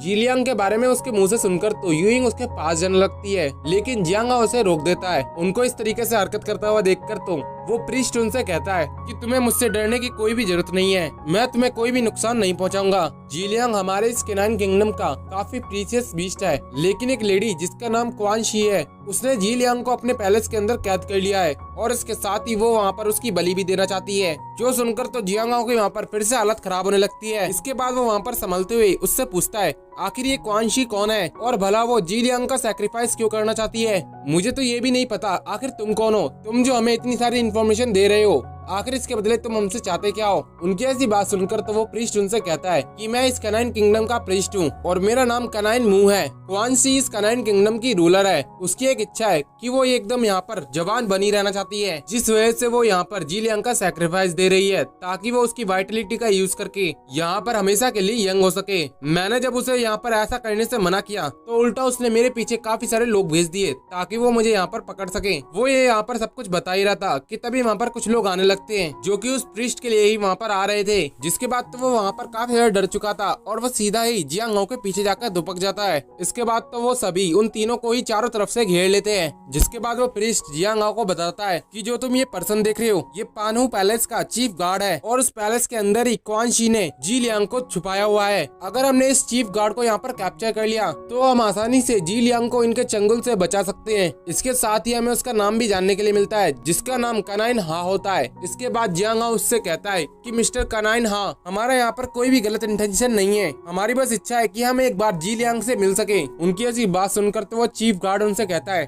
कि प्रीस्ट के बच्चे, आखिर तुम्हारी हिम्मत कैसे हुई बाहरी लोगों से अपने हाथ मिलाने की? तुमने ये करके बिल्कुल भी अच्छा नहीं किया। आज तो तुम्हारे साथ साथ ये दोनों लोग भी यहाँ पर मारे जाएंगे। इतना कहकर उसने वहाँ पर एक स्पिरिचुअल फॉर्मेशन क्रिएट कर दिया था, जो देखने के साथ ही वहाँ पर उसके बंदों ने भी सेम उसी तरीके का फॉर्मेशन सेटअप करना स्टार्ट कर दिया था। जिसके बाद उस फॉर्मेशन के अंदर से कुछ बीस्ट बाहर निकलने लगते हैं, जो देखकर तो वहाँ पर जियांगाओ उनसे कहता है कि इस किंगडम के लोग तो सच में काफी ज्यादा पागल है। मैं तो यहाँ पर सिर्फ खाली बात कर रहा था, लेकिन इन लोगों को तो कोई भी बात समझ नहीं आती। जो सुनकर तो यूइंग वहाँ पर फाइट के लिए एकदम तैयार हो जाती है और वो उन लोगों को जियांगाओ के पास भी नहीं आने देती। वो सीधे ही उन पर पहले से ही अटैक करने लगती है, लेकिन वो चीफ गार्ड भी रुकने का नाम नहीं लेता। वो अपने और भी गार्ड को जियांगाओ की तरफ भेज देता है, जिसके बाद तो वो तीनों ही वहाँ पर फाइट करने लगते हैं। वहीं वो प्रीस्ट तो वहाँ पर कहता है कि अगर तुम्हें इस फॉर्मेशन को खत्म करना है तो इसके लिए तुम्हें चीफ गार्ड का फॉर्मेशन डिस्ट्रॉय करना होगा। अगर हमने ये फॉर्मेशन खत्म नहीं किए तो ये बीस्ट यहाँ पर कभी भी नहीं रुकने वाले। हम जितनी बार इन्हें यहाँ पर मारेंगे वो उतनी बार वहाँ पर रिवाइव होकर आते रहेंगे। जिसके बाद वो प्रीस्ट उनसे कहता है कि तुम्हें जल्दी से जल्दी जाकर चीफ गार्ड का फॉर्मेशन डिस्ट्रॉय करना होगा। तभी वहाँ पर जियांगाओ के ऊपर एक बीस्ट ने अटैक कर दिया था, जो देखकर तो यूइंग तुरंत ही उसे बचाने के लिए आगे बढ़ जाती है। अब की बार तो यूइंग काफी ज्यादा गुस्से के मूड में आ चुकी थी। वो वहाँ पर काफी सारे बीस्ट को एक ही बार में धूल चटा देती है। इसके बाद वो जियांगाओ को संभालते हुए उससे कहती है, क्या तुम ठीक हो? इसके बाद तो जियांगाओ भी वहाँ पर फाइट के लिए एकदम सीरियस हो जाता है और वो वहाँ पर कहता है कि लगता है मुझे अपनी पावर्स का यूज करना ही पड़ेगा। जिसके बाद तो वो वहाँ पर उड़ना भी स्टार्ट कर देता है, जो देखकर तो वो चीफ गार्ड वहाँ पर जियांगाओ की तरफ अपने बीस्ट को भेज देता है। लेकिन जियांगाओ का भी गुस्सा काफी ज्यादा चरम पर था। उसने बड़ी आसानी से उन सभी के सभी बीस्ट को हराना स्टार्ट कर दिया था। इसके बाद तो जियांगाओ सीधा ही चीफ गार्ड पर अटैक करने के लिए बढ़ जाता है, लेकिन उस चीफ गार्ड ने अपनी स्वॉर्ड की मदद से जियांगाओ को पीछे हटा दिया था और वो उससे कहता है कि अभी तो मैंने अपनी पूरी स्ट्रेंथ भी यूज नहीं करी, लेकिन देखो इसके बावजूद तुम यहाँ पर इतनी ज्यादा सीरियस इंजर्ड हो। वो इतना कहकर वहाँ पर काफी ज्यादा खुश होने लगता है, लेकिन इसी मौके का फायदा उठाकर जियांगाओ उस चीफ गार्ड के सभी बंदों को धूल चटाने लगता है, जिस वजह से वो फॉर्मेशन एकदम ही ब्रेक हो जाती है। इसके बाद वो चीफ गार्ड से कहता है कि देखो मैंने तुम्हारे यहाँ पर फॉर्मेशन को भी ब्रेक कर दिया। इसके बाद तो चीफ गार्ड को उस पर काफी गुस्सा आता है और वो सीधा उस पर अटैक करने के लिए बढ़ जाता है, जहाँ पर जियांगाओ अपने विंग्स और अपने क्लो का यूज करते हुए उस चीफ गार्ड को काफी ज्यादा घायल कर देता है। वो चीफ गार्ड कुछ कम नहीं था, उसने एक सही मौके का इंतजार करके सीधा ही जियांगाओ के हंटर क्लॉ को डिस्ट्रॉय कर दिया था, जो देखकर तो जियांगाओ को भी सटक चुकी थी। वो सीधा ही वहाँ पर गोल्डन ब्लड ड्रैगन पाइथन के अंदर ट्रांसफॉर्म हो जाता है, जिसके बाद तो उसने आसानी से उस चीफ गार्ड को वहाँ पर हरा दिया था। मगर इसकी वजह से वो चीफ गार्ड वहाँ पर काफी ज्यादा निराश हो जाता है। तभी कोई पर्पल एनर्जी उसकी बॉडी के अंदर एंटर हो जाती है, जिसकी वजह से उसकी पूरी बॉडी वहाँ पर म्यूटेट होने लगती है, जो देखकर तो जियांगाओ के साथ साथ यूइंग भी काफी ज्यादा हैरान हो गई थी।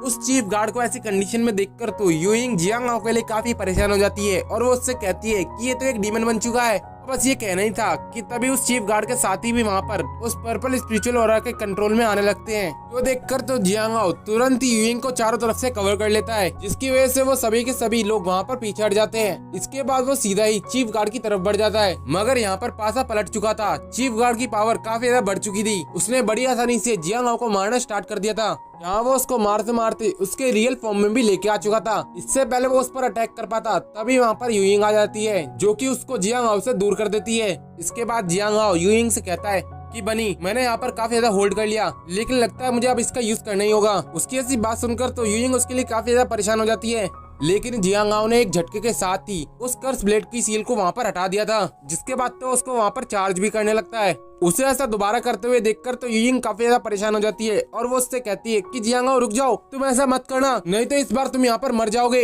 वो ये सब कुछ यहाँ पर जियांगाओ से कह रही थी कि तब तक उस डीमन ने यहाँ पर उन पर अटैक कर दिया था, जो देखकर तो जियांगाओ यूइंग को खुद से वहाँ पर दूर कर देता है। इसके बाद तो जियांगाओ और यूइंग दोनों ही मिलकर उस डीमन से फाइट करने के बारे में सोचते हैं, जहाँ उस डीमन ने भी उनकी चाल को परख लिया था और वो सीधा ही यूइंग पर अटैक करने के लिए बढ़ जाता है। मगर जियांगाओ का तो कुछ और ही प्लान था। उसने उस स्वॉर्ड की मदद से उस डीमन पर अटैक कर दिया था, जिस वजह से उस डीमन के अंदर सन टोटम की एनर्जी फ्लो करने लगती है और उस सन टोटम की एनर्जी ने बड़ी आसानी से उसकी डिमोनिक ट्रांसफॉर्मेशन को खत्म कर दिया था, जो देखकर तो जियांगाओ वहाँ पर कहता है कि लगता है मेरे सन टोटम की पावर इस डिमोनिक एनर्जी को सप्रेस कर सकती है। तो वहीं उस डिमोनिक एनर्जी का असर खत्म होने के बाद तो चीफ गार्ड वहाँ पर कहता है कि आखिर अभी मेरे साथ यहाँ पर क्या हुआ। वो ये सब कुछ यहाँ पर सोच ही रहा था कि तब तक जियांगाओ ने अपनी सन टोटम की पावर्स का यूज करते हुए सभी लोगों को उस डिमोनिक एनर्जी से आजाद करवा दिया था। उस डिमोनिक एनर्जी के वहाँ से जाने के बाद तो वो सभी के सभी लोग वहाँ से भागने लगते हैं, क्योंकि उन्हें पता था कि जियांग से टकरा पाना उनके बस की बात नहीं है। उन्हें वहाँ से भागता हुआ देखकर तो वो चीफ गाड़ी वहाँ से जाने लगता है और वहाँ पर कहता है कि हमारी मैजेस्टी तुम्हें यहाँ पर जिंदा नहीं छोड़ेंगी। तभी वहाँ पर वो प्रीस्ट भागते हुए आता है और जियांग से कहता है कि तुम्हारा यहाँ पर बहुत बहुत शुक्रिया कि तुमने आज यहाँ पर मेरी जान बचा ली। तभी वहाँ पर यूइंग उससे कहती है कि हम उस चीफ गार्ड को ऐसे ही भागने नहीं दे सकते, जल्दी से जाकर हमें उसे यहाँ पर मार देना चाहिए। मगर जियांग हाओ ने तो उसको ऐसा करने से रोक दिया था और वो उससे कहता है कि मेरे पास एक प्लान है। जिसके बाद तो उसने वहाँ पर उन दोनों को ही वो प्लान समझा दिया था। जो सुनकर तो वो प्रीस्ट वहाँ पर उससे कहता है कि अगर हम इस प्लान के अकॉर्डिंग चले तो ये सब कुछ बस तुम्हारे ऊपर डिपेंड करता है कि तुम इस प्लान को कितनी अच्छी तरीके से एग्जीक्यूट कर पाते हो। और उसके इतना कहते ही ये एपिसोड यहीं पर खत्म हो जाता है। और गाइस, जैसा कि आप लोगों को पता होगा कि ये सीरीज यूकाओ ने बस यहीं तक अपलोड करी थी, क्योंकि मीडिया इश्यू की वजह से उन्होंने यहाँ पर इस सीरीज को होल्ड पे डाल दिया था। मुझे इसके बारे में कोई भी जानकारी नहीं है कि इस सीरीज के आगे के एपिसोड कब तक आएंगे, तो प्लीज आप मुझे इसके लिए माफ कर देना। मैं बस यहीं तक इसको एक्सप्लेन कर सकता था, लेकिन जैसे ही यूकाओ इसके अगले एपिसोड डालेगा या इसके बारे में मुझे कोई भी इन्फॉर्मेशन मिलेगी, मैं तुरंत ही उसको आपके साथ साझा कर दूंगा। लेकिन मैं आपको एक और इन्फॉर्मेशन देना चाहता हूँ,